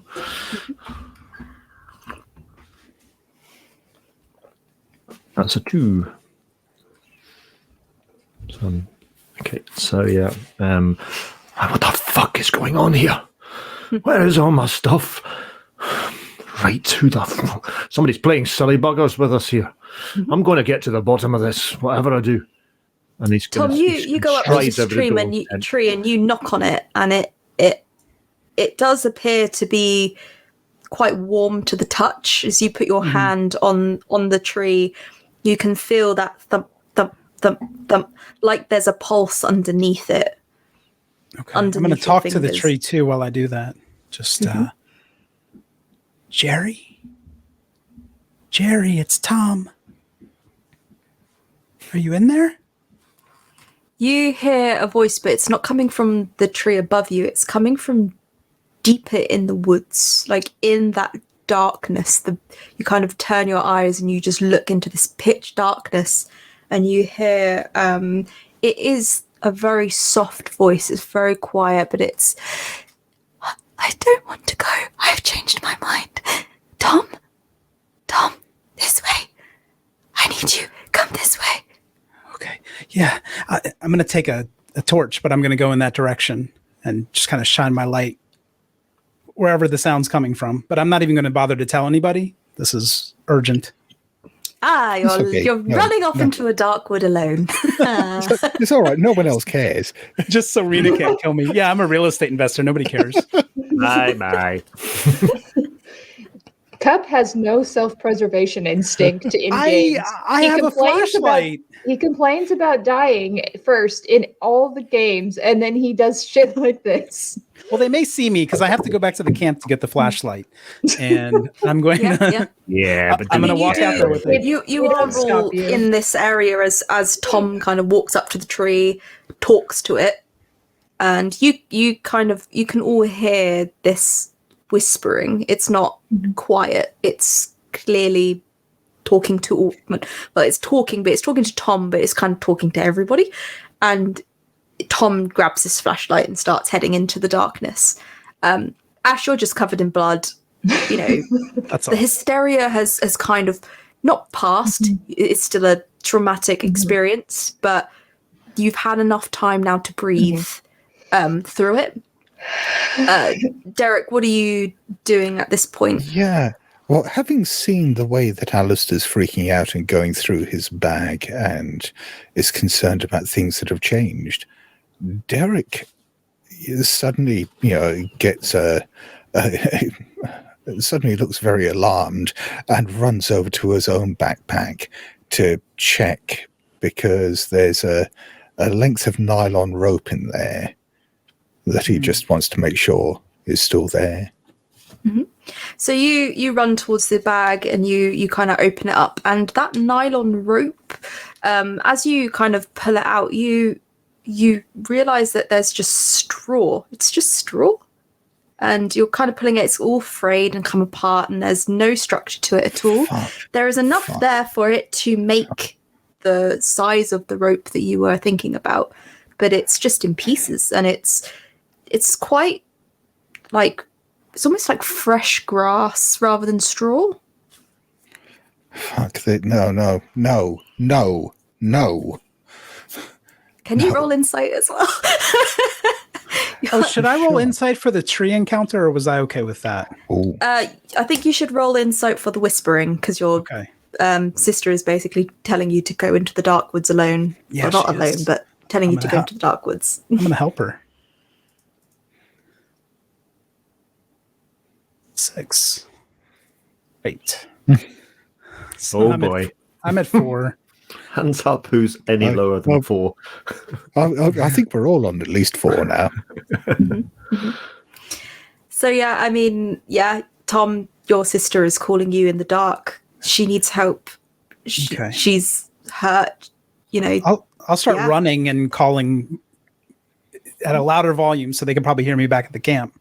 Just, Jerry, I'm coming. Yeah, Alistair doesn't give a shit. He's got other things on his mind. Jerry, I have 3 friends back at the camp. We're going to help you. You see Tom's 4 friends. light start to get further and further away into the woods. It's sort of swinging backwards and forwards as he's running.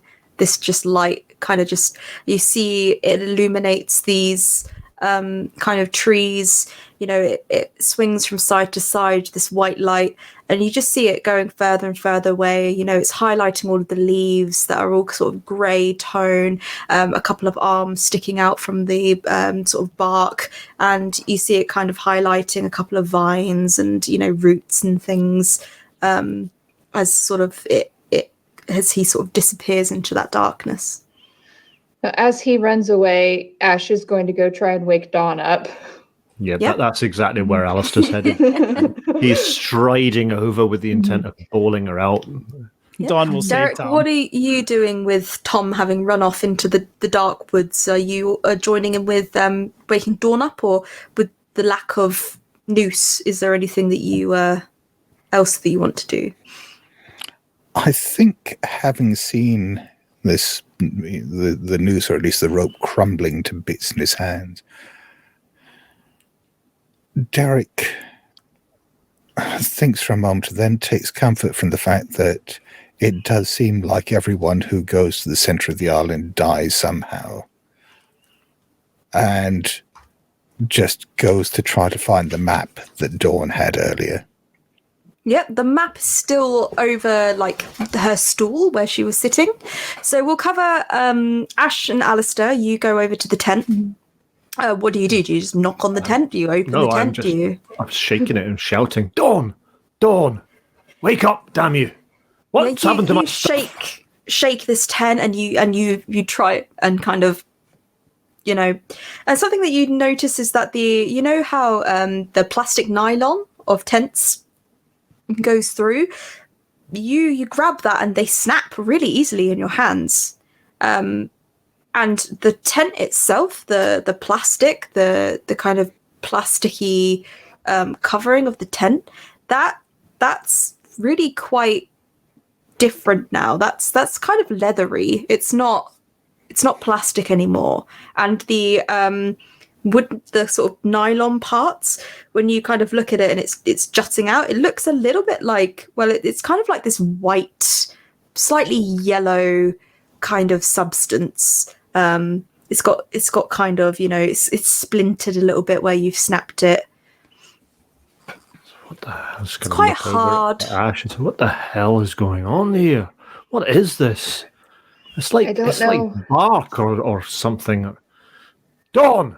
Dawn! Do you think she put some hallucinogenics in our tea or something? But you see this, right? Just holding up their bloody hands still. I see it. I don't know what it is. Can I reach into the tent or try to pull it open? Yeah, you let's go. sort of pull the zip past, and you notice that as you pull the zip, you grab the zip bit, and can you roll your human die to see if you notice this as you're doing it? Because you're doing it quite speedily. You just want to get into the tent. 6. Perfect. So you grab this zip, and then suddenly you stop, because in your hand is a bit of knuckle, and it's attached to the zip. And as you pull the zip, those little teeth that make up the zip are actually teeth. And it kind of makes like a clicking as the zip comes apart, and it falls sort of to the ground. Alistair, that stuff in your hand, that leathery stuff, that's skin. And as you look into the tent, you can just see all of these, Ash, you can just see all of these branches just seem to be enveloping over a mound in the tent itself.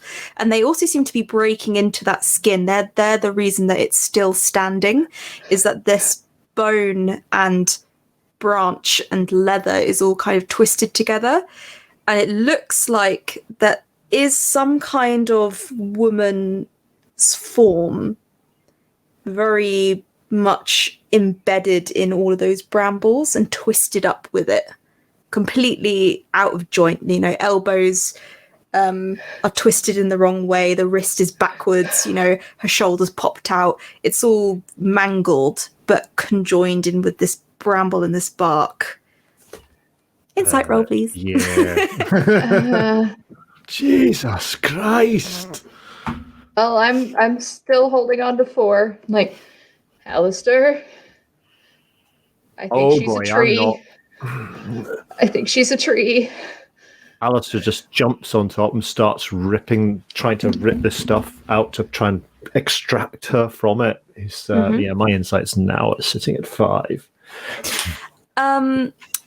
That's actually pretty good because you're trying to destroy the thing that is causing you problems. Yeah, I am. Yeah. So because you're trying to destroy the thing that is causing you problems and you're ripping it to shreds, you can drop your insight down back to 4. Okay. Derek, you reach over to the map. You look over and you see Alistair and Ash kind of faffing around with this tent, but you're more focused on the map. And as you look down, you kind of know where you are because she pointed out to you. Yeah. And you kind of look at the map and you remember that you've got a compass with you because, you're hiking, you would have a compass. And you look at the compass and you look at the map and you realize that the direction that Tom is running will take you directly to the middle of the forest. Then I shall follow him. Mm-hmm. Tom, you've gotten quite far into the wood at this point, and you can hear a lot of sounds coming through the darkness as your torch waves backwards and forwards. And you can feel these branches gripping your clothes, and you can feel brambles on your legs, all these sort of twigs and thorns and fingers just grabbing at you. And you can kind of, you get lost in the darkness. There's all these trees just everywhere. They loom above you and just seem to stretch up. And you can hear this voice of sister kind of calling you. And it seems to suddenly start getting kind of softer, less panicked the further that you get in. And the further that you get in, it's more like, Tom, it's okay. It's okay, but I really need you right now. It's okay. Keep going. And I'm wearing gold-toed socks. It's really hard. I'm trying. Can you roll your human die to see how well you kind of traverse? Because it's dark, it's cold. You have no idea where you're going. You're just following voices. And then I'm wearing hiking boots. Let's see. Yeah, human die is a 3. Yeah. Pretty good roll. So you kind of find yourself weaving through all of these different trees, and then suddenly you hit something kind of stops you from being able to run anymore. It's almost like you kind of, with your clothes, something just yanks you back and pull and grabs you, and you can kind of feel like you've just been stopped. And you kind of look down, the torch is waving, and you kind of shine the light down, and there's an arm around your waist, as if you've run in those TV programs when they run into a bar. Yeah. It's kind of like an arm just sticking out, and you've just run it right into it. Derek. Yeah, so I just want to look at the arm and then turn to see what it's attached to. Yeah. You kind of look along the length of this arm, and it is, it's quite a feminine arm. It's got rings attached to it, and some tattoos kind of running all along it, and it goes up towards a tree. And it sort of is attached to a very naked shoulder, and you can see a naked breast and part of a stomach kind of coming out of this tree. And you can also see half of a face with the jaw just stretched down and the tongue kind of lolling out as all of this bark and it's almost like the bark is veins stretching into this body. And this sort of arm is sticking out almost like a branch, and its fingers are twitching, and it's trying to talk to you, but it can't because its mouth is almost solidly blocked by the bark that's holding this human body in place, and the eyes are just wide with just fear and horror, and the hands trying you notice that the arm is trying to stop you from going any further forward, and the head just sort of goes. Are the Insight roll. tattoos, are those Geraldine's tattoos that I'm seeing? They On are the Geraldine's tattoos. Oh, wonderful.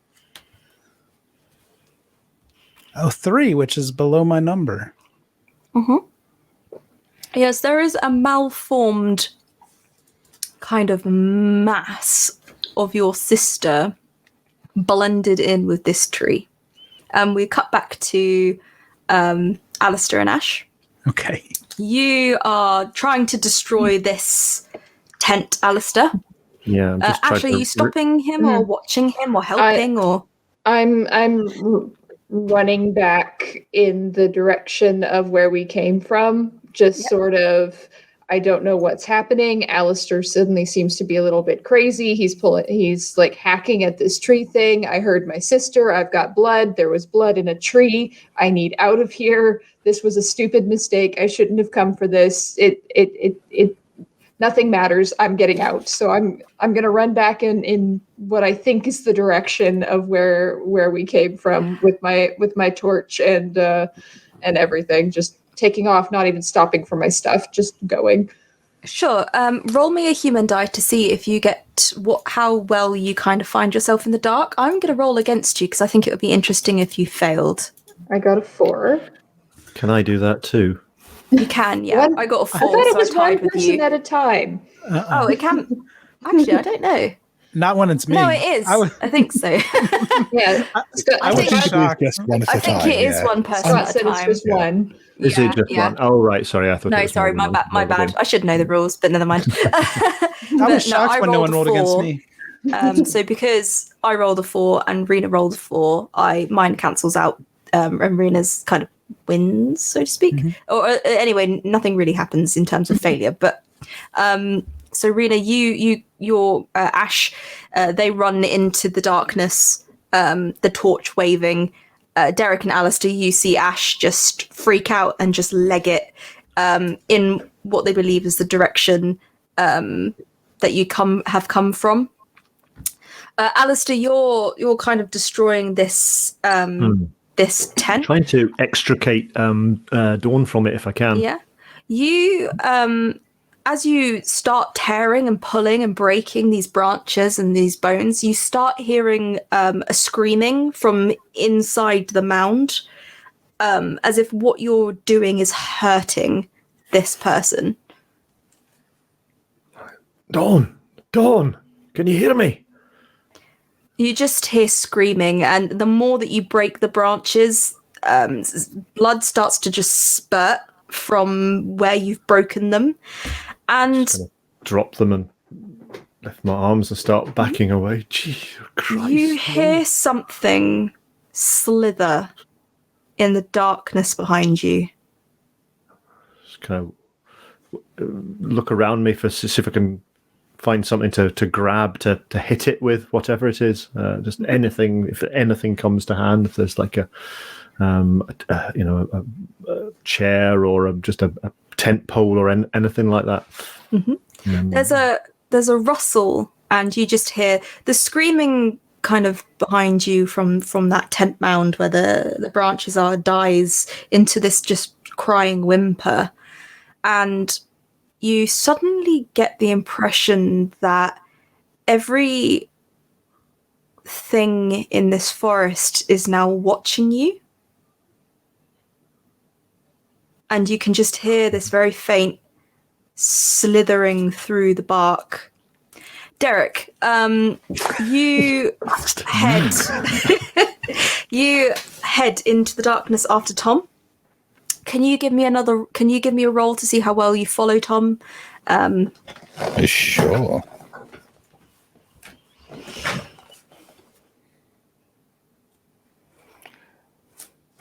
That's a 4. Yeah. Can I roll against him? Absolutely, yeah. It's all kicking off now. Yep. 5. Okay. Okay. Well, I want to re-roll then, in which case I'm going to bring my inside die into this. Yes, that's what I wanted. Basically, you're basically rolling against both Cup and Scott here. I am chaos. I will roll against everyone. I've got 5 this time, and sadly my insight die is only 1. But 5, I think, beats out Rena's 5. So with the 5, you follow Tom fairly well towards where you think is the center of. Is that a cat? It is. Sorry. Yeah, she keeps trying to pull my USB cable out, which is going to knock my microphone offline if she does it. So I'll keep putting her back out. They're getting smarter. I'm really sorry. I was just about to go for a really detailed description of something, and I just saw this cat fly behind you. Piss off, cat. Yeah, that's Hannity. Yeah. They're very cute, but. So yeah, you kind of go into the forest after Tom, and you do manage to sort of get closer and closer. You can see his torch in the distance, and you see the light from Tom's torch illuminating this body of this woman just conjoined with this tree, and you can see that the arm has got hold of Tom and is trying to block him from going forward. And now that you've seen this woman in this tree, 1, you need to roll insight, but 2, you realize that she's not the only one, and that grasping of branches that you've been feeling on your clothing and on your ankles, they are hands trying to pull you back. Okay, I'm not going to let them stop me. I don't care about Tom. All I care about now at the moment is getting to the center of this island. Oh, poor Tom. Yeah. So, do you want to just keep plowing ahead past Tom?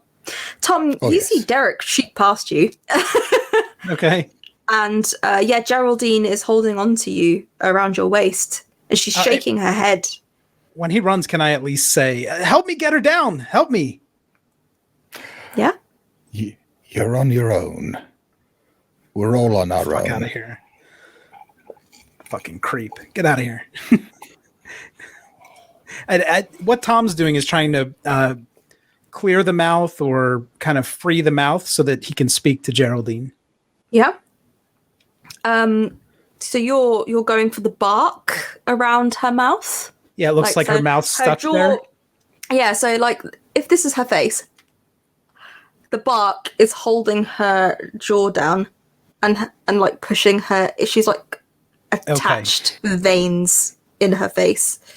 Yeah, I want to try to loosen that bark that's keeping her mouth open. Okay, you start trying to peel the bark away from her jaw, and as you do, you're revealing muscle and tendon underneath, which is conjoined onto her jaw. So as you do this, you just hear her going, I'm sorry. I don't know how to help you. Can you, I don't know, blink if you want me to try to help you. Okay. How do I know where to go? Should I go back where I came from? Blink twice. Okay. What the fuck? I'll get help. We have a tour guide. I'll get help and we'll be back. We have a tour guide. No, you don't. He doesn't know that, right? So he's going to go get help from the rest of the people and maybe Dawn. Mm-hmm. So you're turning back round? Yes. Okay. Alistair, you're standing in the middle of this clearing and you've been ripping at this bark and this leather and kind of destroying these branches, trying to get to Dawn. And you see a hand starts crawling towards you from underneath like a bush, and the arm just seems to keep going on forever, like a giant snaky vein. But this is different from the kind of human body parts that you've seen so far, where it's been very much muscle, tendon, vocal cord, that kind of thing. This is almost entirely made of bark, and the fingernails are incredibly long and almost scythe-like, and they appear to be made from bits of black metal, almost like rock, and it's crawling towards you, but it's not kind of like gliding, or it's doing this, and it seems to be, if a hand could have emotions, it's pissed off with you. It's going to be even more pissed off in a minute because I'm getting a mallet and I'm going to start hitting it with it. Do you want to roll? I'm going to roll against you. Do you want me to roll an insight for seeing this creepy? Absolutely, yes. Thing? Yeah, I think so. All insight, all the time. Boring. Okay. So grab the mallet, try to start battering it. Okay, you rolled a 2, I rolled a 4. Well, that was my insight, that 2. Oh, the 2's the insight, Yeah. and this... And this is going to be my... Well, that's also a 2, so... Okay. Yeah, so I... So you lift this mallet up, and you kind of head towards this very long arm, and you kind of bring the mallet down to try and like slam onto this hand, and it scurries back a little bit like a spider, and kind of moves back. And you kind of go forward and try and hit it again, and it moves back towards the bush. You're so clever. No, eh? And then you keep going forward, and you keep trying to hit it. It keeps scurrying back towards the black trees and towards the trees. And before you know it, you're on the edge of the clearing, and there's this little hand, this huge snaky arm just seems to be coiled. And then you kind of realize that you've gotten to the edge of this clearing, and you kind of look up. And this tree, the bark just sort of ripples and starts to flick out these little spikes of kind of bark, and it starts to curl open. So the bark almost kind of opens up like a maw. And you just see this black stone, these little black teeth, kind of come to like out towards you, and you realize that you're suddenly very, very close to this, and it just kind of leans and closes in on you and drags you into the tree. And if you have ever seen an Iron Maiden, it's very much that effect as it just crunches you. Okay. Ash, you are running. Tom arrive and see this happen. Please no. Please, yes. Ash, you're running in the direction of where you think you've come from. Now, you remember it was a day's walk to get here. So you're kind of blindly running through the woodland. And you start to feel these kind of things grabbing at your clothing, and you kind of look down, and you kind of, all these branches are kind of gripping at you and stuff. But you kind of have to stop for a moment to catch your breath, because you can only run so far before you need to, starting to get a stitch, and you're sort of starting to feel really a little bit dizzy, and you've got blood on your hands, and it's just you're in complete darkness with a flashlight, and you're kind of shining the flashlight around. And then you notice that your back is really itchy, like really itchy. Must bugs or something. I fucking hate camping. So do you reach back to scratch? Yes. As you reach back to where your scar is, and you kind of press along that kind of sinew, you're used to feeling this. You're used to where this was. It feels like it's not kind of there anymore, but the skin over the top of it feels quite solid. What the fuck? Like, obviously I can't get a look at it, but I just like reach back and like,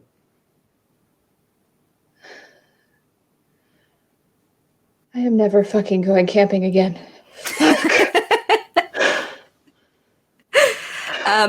That's probably true. Come back to you in a second. Do I need to insight for that? I'd say yeah. Yeah. Tom, you get back to the clearing, and there is nobody here.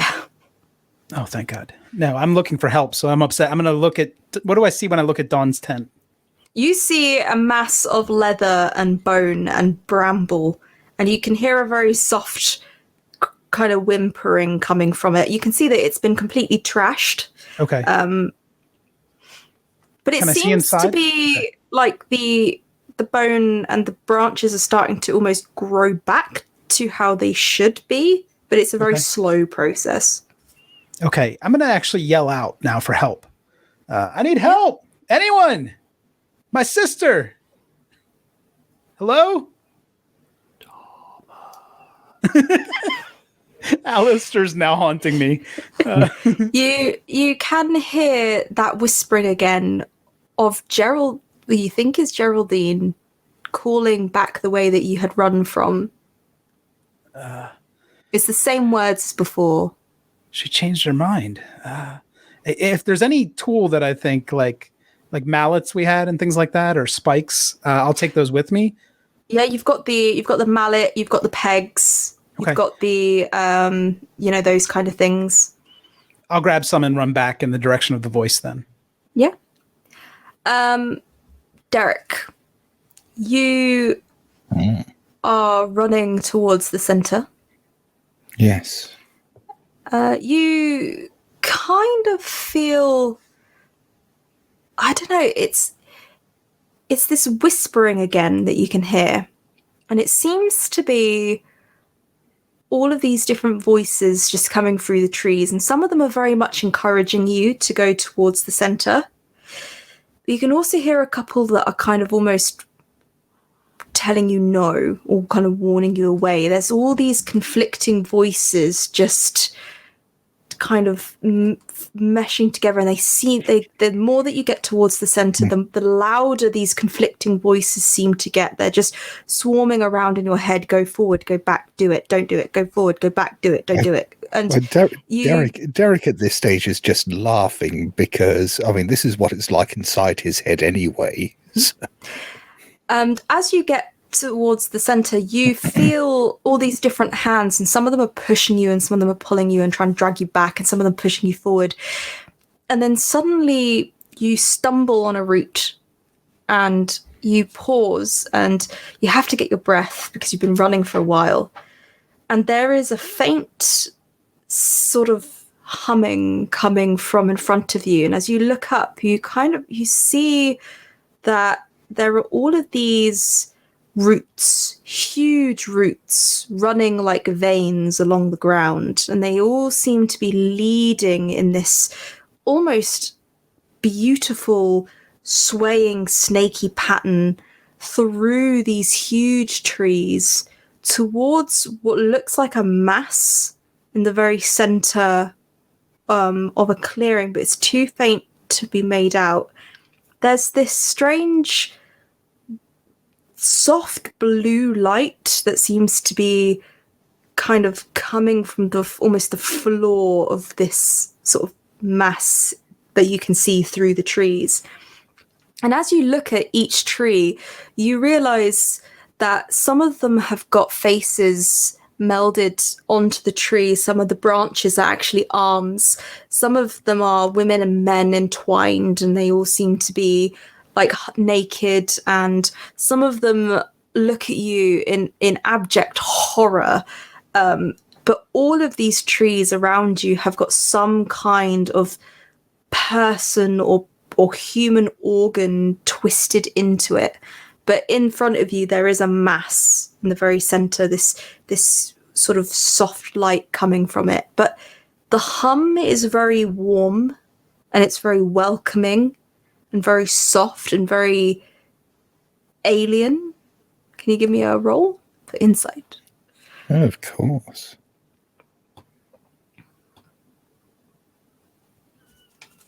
No. Yes, this is all right. Yeah. Yeah, no, I'm still stuck on 4. But I mean, despite this, Derek I mean, this isn't what he was expecting to find here. He didn't know what he was expecting to find here, but it wasn't this. But on the other hand, he's fought his way here. He's made it this far. He's just going to carry on making his way towards that mass. Maybe there are some answers here. Maybe there's some understanding about what it is that puts these thoughts in people's heads. Ash, you're continuing through the forest. Give me a roll to see how well you're finding your way through. 5. 5? Yeah, I mean, you're doing pretty well. You haven't, fallen down a ditch. And you're you keep going, and then suddenly your flashlight swinging backwards and forwards in the darkness, illuminating these trees, suddenly sort of swings, and you just see a woman's face flash in the dark. And I'll pause and slowly look back. I've seen my horror movies, so carefully. Your light pans across these trees, illuminating bark, and you can see these sort of shapes that look like hands in sort of an arms attached to all of these different trees. And then you'll kind of stop your torch, and there is what it looks like a woman, possibly. And it's all kind of twisted up and made of branches.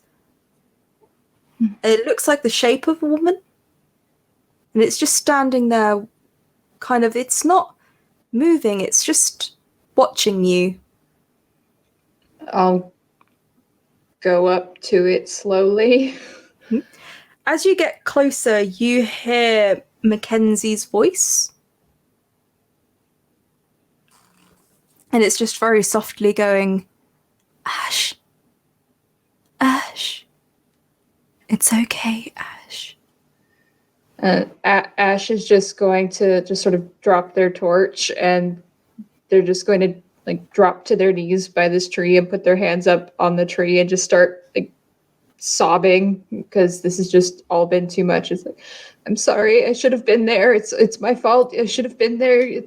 You why did you do it? I should have been there. I could have stopped. And just babbling incoherently over and over, and just clutching at the tree almost. They don't even know where their flashlights rolled off to, but they're just sobbing and babbling. You feel this very soft kind of, it's not a caress. Caress is a little bit too it's more of a familial embrace, as these kind of very, very long arms kind of wrap around you, and they kind of entwine, and they kind of rub your back in that very almost maternal and very gentle way, and you can just hear that whispering, and it's you. As you're looking at this tree, you can see the vocal cords in the neck have been kind of twined in with some vines, and they seem to be sort of, whenever the breeze kind of comes through, that's when it seems to speak to you, and it's kind of it's okay. It's okay. I'm alive. We can all be alive. Join us. What do you mean? What? You're Am I dreaming? You're a tree. Is this my subconscious manifesting something? My therapist said would happen if I started the stronger medication. What the fuck is happening? Join me, Ash. We can be together again. How? I promise. And the hug gets a little tighter. Can you roll your insight? Yes, I can. Still 4. Mm-hmm. I mean, yeah, 4. You realize that the voice that's this thing that's hugging you is not your sister. It is very much using whatever ventriloquist trick with the wind to kind of sound like your sister, but it's not your sister. So I'm gonna just like shake a bit and try and back away, like pull away. It's like you're trying to trick me into something. Is she here? Where is she? How do you know what her voice is? And like pulling, like backing away. It's going to try and hold you in place. So make a roll, and I'm going to roll to see if you fail. Got a 5. Why couldn't I get that on my insight? I got a 2. So yeah, you kind of try and pull away from this thing, and it kind of seems it almost seems a little distressed by your distress, and when it realizes that holding you in place is causing you to freak out a little bit, it almost drops its arms and lets you go. But it starts to kind of move, like the roots ripple on the ground and start to move, like it's almost kind of crawling along the floor, trying to follow you. And it keeps saying, like, no, stay. We need you to live. But I am like, I'm going. Please don't. Please stop. This hurts too much. Please stop. I'm just gonna take off running. When you say it hurts too much, it immediately stops.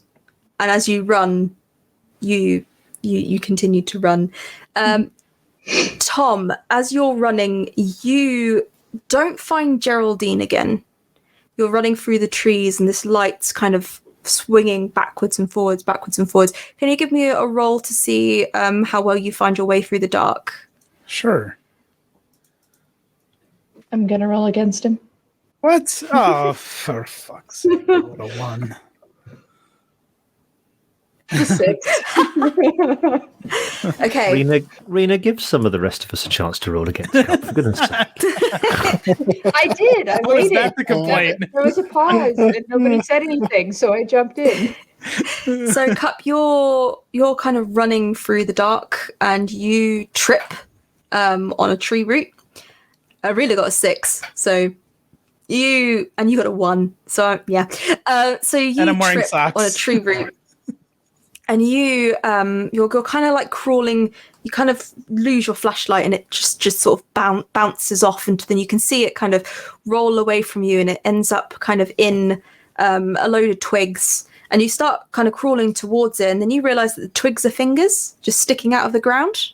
Yeah. And they all start curling over the flashlight just very slowly, and then they just drag it into the earth, and you're in complete pitch darkness. And then suddenly you realize that you can feel these fingers crawling almost like spiders up the sides of your legs and gripping onto the sort of the meat of your thigh. And then another one, like this very long arm, just slides around your waist. And you can feel kind of it holding on to you. You can feel another one kind of going up over and like grabs your shoulder. And they start pulling you along the ground.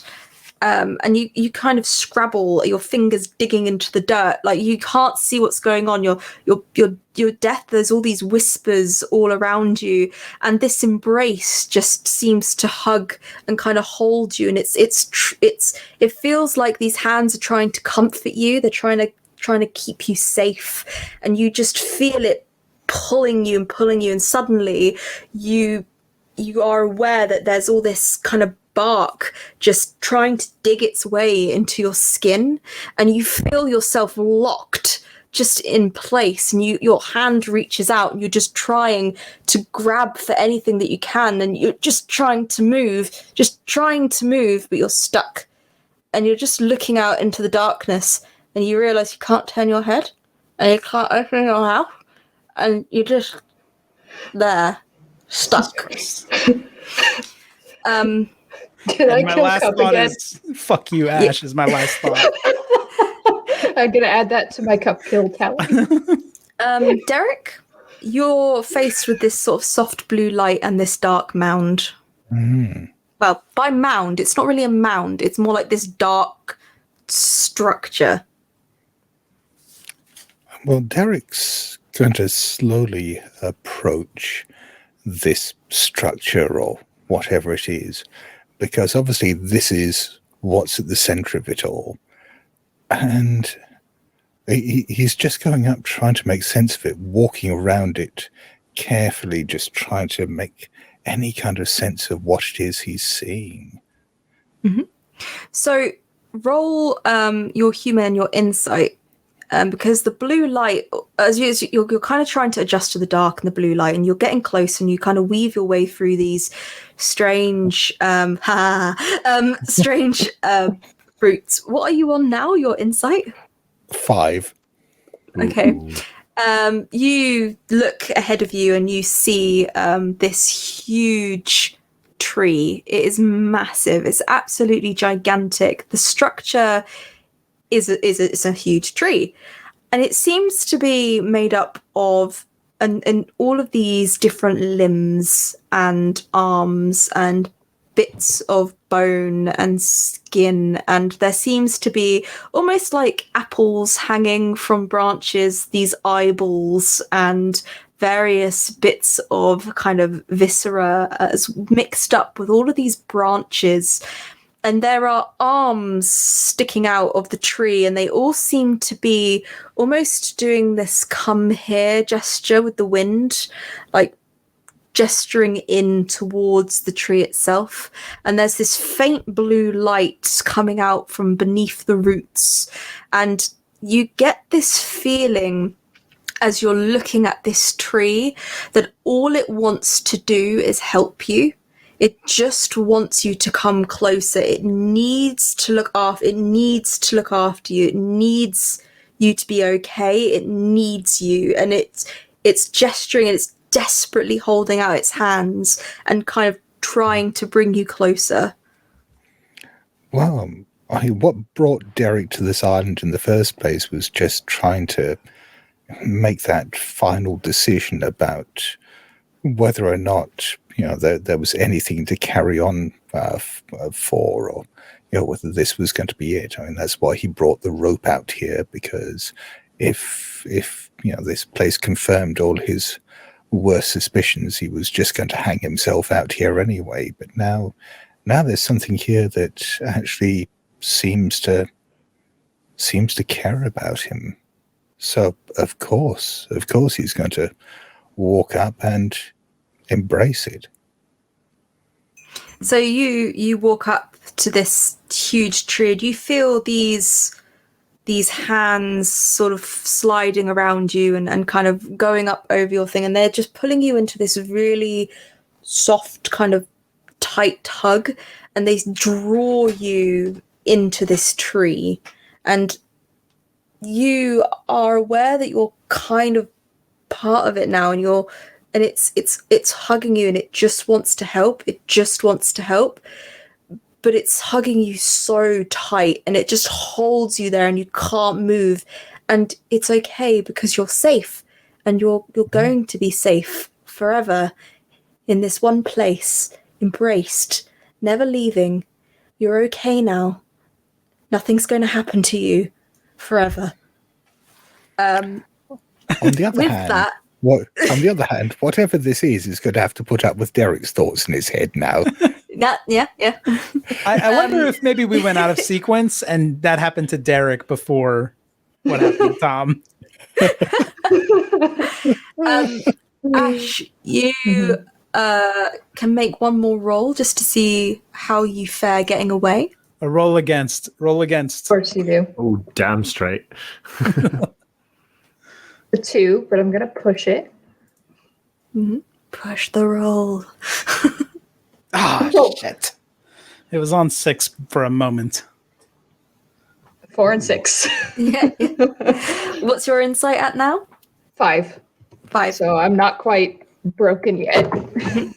So just kind of as a summary, because it's kind of reached that point where Alistair has been eaten. Consumed. Derek is one with the He's tree, compost. and Tom is now one with the tree. Ash, Alistair McCompost. you manage to stumble through the dark, and you stumble for hours and hours until you eventually fall to your knees and kind of you're kind of almost crawling. But you just keep pushing, you keep going. There's something driving you away from this. You just everything that you've seen, everything that you've heard, you just want to get as far away from this as possible, because this has really hurt you. And the best thing that you can do is just leave it all behind. And as you crawl your way out of this forest, you eventually you go for all evening, which basically covers the distance that you would have gone. You hit the coastline, you kind of hit meadow and field and kind of the coast, and you see this stretch of sea before you, and you see the dock where the boat is, where the boats are that that brought you in, and you kind of stumble blindly towards it, and when you kind of collapse, and somebody from the dock kind of comes to kind of get you essentially, and it's like, oh my god, what happened to the hiking party? Like, it's assumed that something went madly wrong. Obviously, it's assumed that you all got into maybe a bit of hysteria. No bodies were found, is what is said. Ash, you are taken to a local sort of hospital, and you're treated for dehydration and stress and wounds and stuff. And as you're sort of sitting on the hospital bed, just digesting everything that's happened, you've kind of been told that everything that you think you saw was probably just you trying to fill in gaps of probably something, fantasizing about something that's probably a lot more real, creating monsters in the dark, that sort of thing. But as you reach back to your back and you kind of look in the mirror, that scar that you had from your surgery is completely gone. It's just gone. There is nothing there. And you kind of keep staring at it ever so often to sort of see, is that real? Is that really gone? And it seems to itch ever so often, and it feels quite hard where the scar used to be, and the skin is getting a little bit darker, and it's feeling a little bit more sinewy ever so often as sort of the time goes on. But you're probably fine. It's probably okay. You'll see how it goes. Just an infection. Mm-hmm. And you're kind of left with these memories. So, yeah. You all got eaten by trees. Well done. Tom would like to leave the tree. I got out of the creepy death forest. Once again, Rita, you didn't bloody die. I don't know how. Can't kill Lena. Why? I don't know how I keep surviving you. It's like every time I'm like, make a roll, I'm like, come on, a 6. It's like, oh no, she's fine. I couldn't roll any high numbers on my insight rolls. Like, they just kept being 2s and 4s. I'm like, dang it, I want to. Okay, I'm making it a personal goal now. One day I will get you. It's gotta be early. Yeah. Maybe. I am going to write Cthulhu Dark scenarios just to kill Rena. I feel honored. Maybe you should try the reverse psychology technique and not try and go mad. That's true. That's true. That's true. Yeah, you'll have to run a game where I play all of the characters just so that you can make sure you kill me. So, I tell you what, Rena, next time we play together, I'll kill you. How about that? I think next time I'm the GM, but we'll see. I'll still try and kill you. Would you guys like to know? I think the balance is going to have to be Cup who kills Rena, isn't it? Yeah. That would That's disrupt fair. the universe. Yeah. That is fair, yeah. That was so good, Kat. I think having not like pre-written exposition, the descriptions were just brutal. It was so good. Yeah. No, So what was? Really. Can we ask what was going on there? Like, what was the? Sure. So basically the meteorite that hit was some kind of cosmic energy from outer space.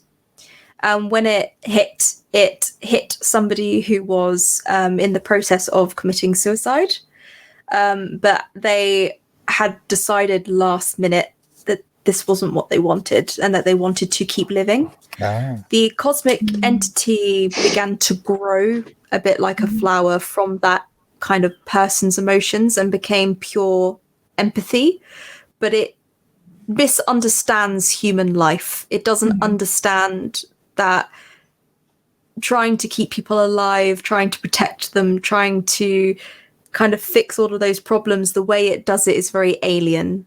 So it's trying really hard to kind of help, but it doesn't know how. So it's trying to draw people in towards it. It's trying to pull people into that, from that spiral of depression and sadness, and it's trying to pull people in so that it can take care of them and look after them and keep them safe. But in doing so, it's misunderstanding how humans work, and it's basically putting them into an eternal state of agony. And there are some people who have gone mad and obviously have been there for a very long time and have kind of embraced being part of this tree creature. And there's other parts that are, they're still in kind of this suspended agony, essentially. And it's kind of this weird combination of people who really don't want to be there and people who really do. But it's mainly that creature wanting to help you and heal you and look after you and not really getting it right. That's kind of the center of the forest. I think Derek would be a satisfied customer. Scott called it the carer out of space, which I just think is hilarious. Yes. Take a minute to appreciate that, Scott. Yeah, so the inspiration for this one was very much the idea that you are getting drawn towards that central point of darkness, which seems to be, for anybody who has struggled with anxiety or depression, you tend to go into that spiral down into that kind of bleak moment of not being able to kind of pull yourself out. So that's very much that kind of being drawn into that sort of to that point. And then obviously the conflicting whispers and things is that feeling that you get where you're like, do I, don't I, do I, don't I, do I, don't I, do I, don't I. And all of the human body parts and the viscera is the forest trying to keep everybody alive by growing it, sort of combining with it, essentially. So there's a lot of like bits and bobs there. What about Dawn? The fact that she had that bag full of kind of old clothes and old prescriptions and so on. So there are essentially ghosts. So Dawn's perm, for instance, and stuff like that. They are people who have fully accepted being part of the tree, and they are trying to. They're kind of stuck in that continual space of I want to die, but I want to also help people. But I want to die, but I want to help people. So they kind of keep living their little pseudo life. And they also bring people in towards the tree as well. So, like, obviously, she kind of toured you in and took you towards it and stuff. The there's another person who you didn't get to meet, who was called Evan, and he had a property on the island, which is where all of the tourism is being run from. And he was basically a computer nerd, and he also took his own life. But in doing so, he became part of the tree, and the tree is essentially running the social media through Evan to get brilliant. people It's a to come bot. to the island. Nice. So you can find the ruins of his house, and his computer is basically eaten by the tree, and he's part of his computer, but also part of the tree. Lovely. So there's that kind of aspect to it, which we didn't touch on, but it is there. Well, we didn't get past the first night, did we? Yeah, we didn't get very far. I never got to I the real I estate. find that I put a lot of content in that no one ever gets to, because I'm a very, like, my GM style is very much like, Whereas other people will find a way to bring it more into it as an investigation. So I tend to go very gung-ho, whereas I think other people will be able to bring in a lot more of the like investigative areas and stuff. So With us, I do you think when they'd you're be able to do writing a that? scenario, oh sorry. I was just saying, with us, do you think someone would be able to make it investigative? But I think with a scenario like this, where if you're running it for a stream or a convention game or whatever, you're always going to run it very compressed. And so, it's going to be hard to find all those bells and whistles. But if you're writing it up and people are running it for their home groups, then they tend to play in a much more leisurely way, and they're more likely to find all these other little bits. absolutely, so they're very different styles of play. There's also going to be two versions. So there is the version that very much focuses on the suicide and the depression, which I would only really run with a group that I felt very comfortable doing that with, because it is a hard topic. And also, I don't think that it should ever be made a joke, which is why there are parts where it was like, we're kind of going very dark and deep with this. There is a version where it's not a suicide forest. It is literally just this creature out of space trying to care for everybody. And you're a bunch of foragers, and you've gone on a foraging mission to find some mushrooms. So there is the lighter version if people would rather have that. But I do find that this kind of stuff does evoke more of a conversation. There were some really good roleplay bits there, especially between Derek and Ash. So it's very much there's going to be not the hardcore version, but there's going to be the main themed version, and then there's going to be if you're with a group and you want to have a bit more fun, here's some mushroom books, and then that way you can run it with a variety of people rather than kind of feeling a bit like, do I want to run this? Cthulhu Dark Light. I would only run this particular version with a very specific group of people for sure. Like my regular group, maybe, because I know them so well. But I definitely run the lighter version for just about anybody. So if you ever get it in full written form, I would love to have that to drive some people crazy. I'm working on Last Summer Ravenous in this one. I'm kind of because I found that I feel like if I concentrate on one, it never gets done. But if I can jump between a lot of things, it always gets done. It's really weird. It's like I need to have like 4 projects on to be able to finish any of them. So one of the things I liked about this heavier version is that, like, especially when you have a group who knows each other and trusts each other, like even with playing for an audience like we've been doing tonight, is I don't know about y'all, but I've been able to play out some trauma and just kind of work through some things and use gaming to do that, which is something that I've always loved about role-playing games, is like working through some very real experiences in a safe place. And I can find it often is very healing, especially, with a group that you know and you trust, and you know people aren't going to be dicks to you about things. So I think that that particular aspect of the darker scenario is going to be probably a really interesting thing for a lot of people to work through similar things. I think that's an important area of horror that a lot of people overlook, is that part of it is it is partly working through stuff. It's also a catharsis. Oh, absolutely, yeah, definitely. And it's dealing with things that you just, on your day to day. Like in part of the reason why I'm writing this one is because I have had a lot of self-harm and suicide based trauma in my past, and it's quite, I don't know, it's quite cathartic to be able to get it out and talk about it in a way that's a bit more creative than just life sucks. So it's nice to be able to explore that part of you that feels quite intense, because then you can kind of look at it a bit fresh rather than looking at it with all of that feeling that may kind of bring you down. You can kind of look at it a bit differently. It's like I don't know, it's like kind of painting or playing with Play-Doh. You're like getting close to it but not really getting close to it, if that makes sense. So but just for anybody who is watching, if you are obviously struggling with depression, anxiety, or any suicidal thoughts, please do speak up, contact somebody. You can call the Samaritans. There's some really good resources on mind.org.uk. I'm not sure on the American side or other countries what you can look for, but there certainly are a lot of things that you can Google.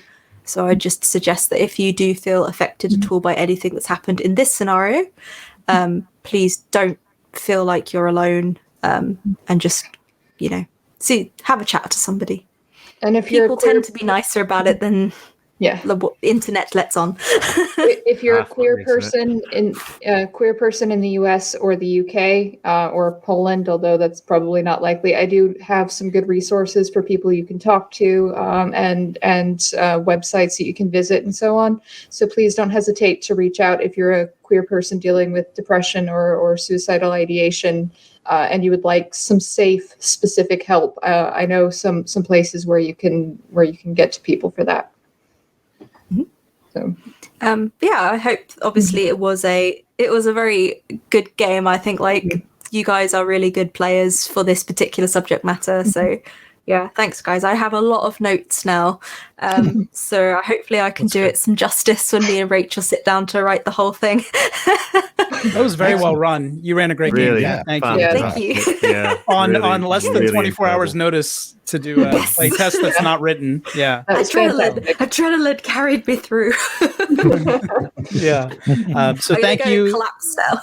And thank you for everyone who tuned into the stream. We start a new stream Thursday night with Tensoon Shadow. I believe we're going to play Blackwater Creek. Scott, your scenario. Oh, I hear good things about that one. Yeah. So Tensoon Shadow is going to run that for us starting next Thursday evening, or like middle of the night for y'all in Europe. So I'll post stuff about that. But yeah, thank you, and take care, everybody, and thank you, Kat and Rena and Scott and Mike. I appreciate y'all jumping in on short notice too. Take care. We'll be back next week. I don't feel like we need to plug anything again, right? Everybody kind of knows by now. All right.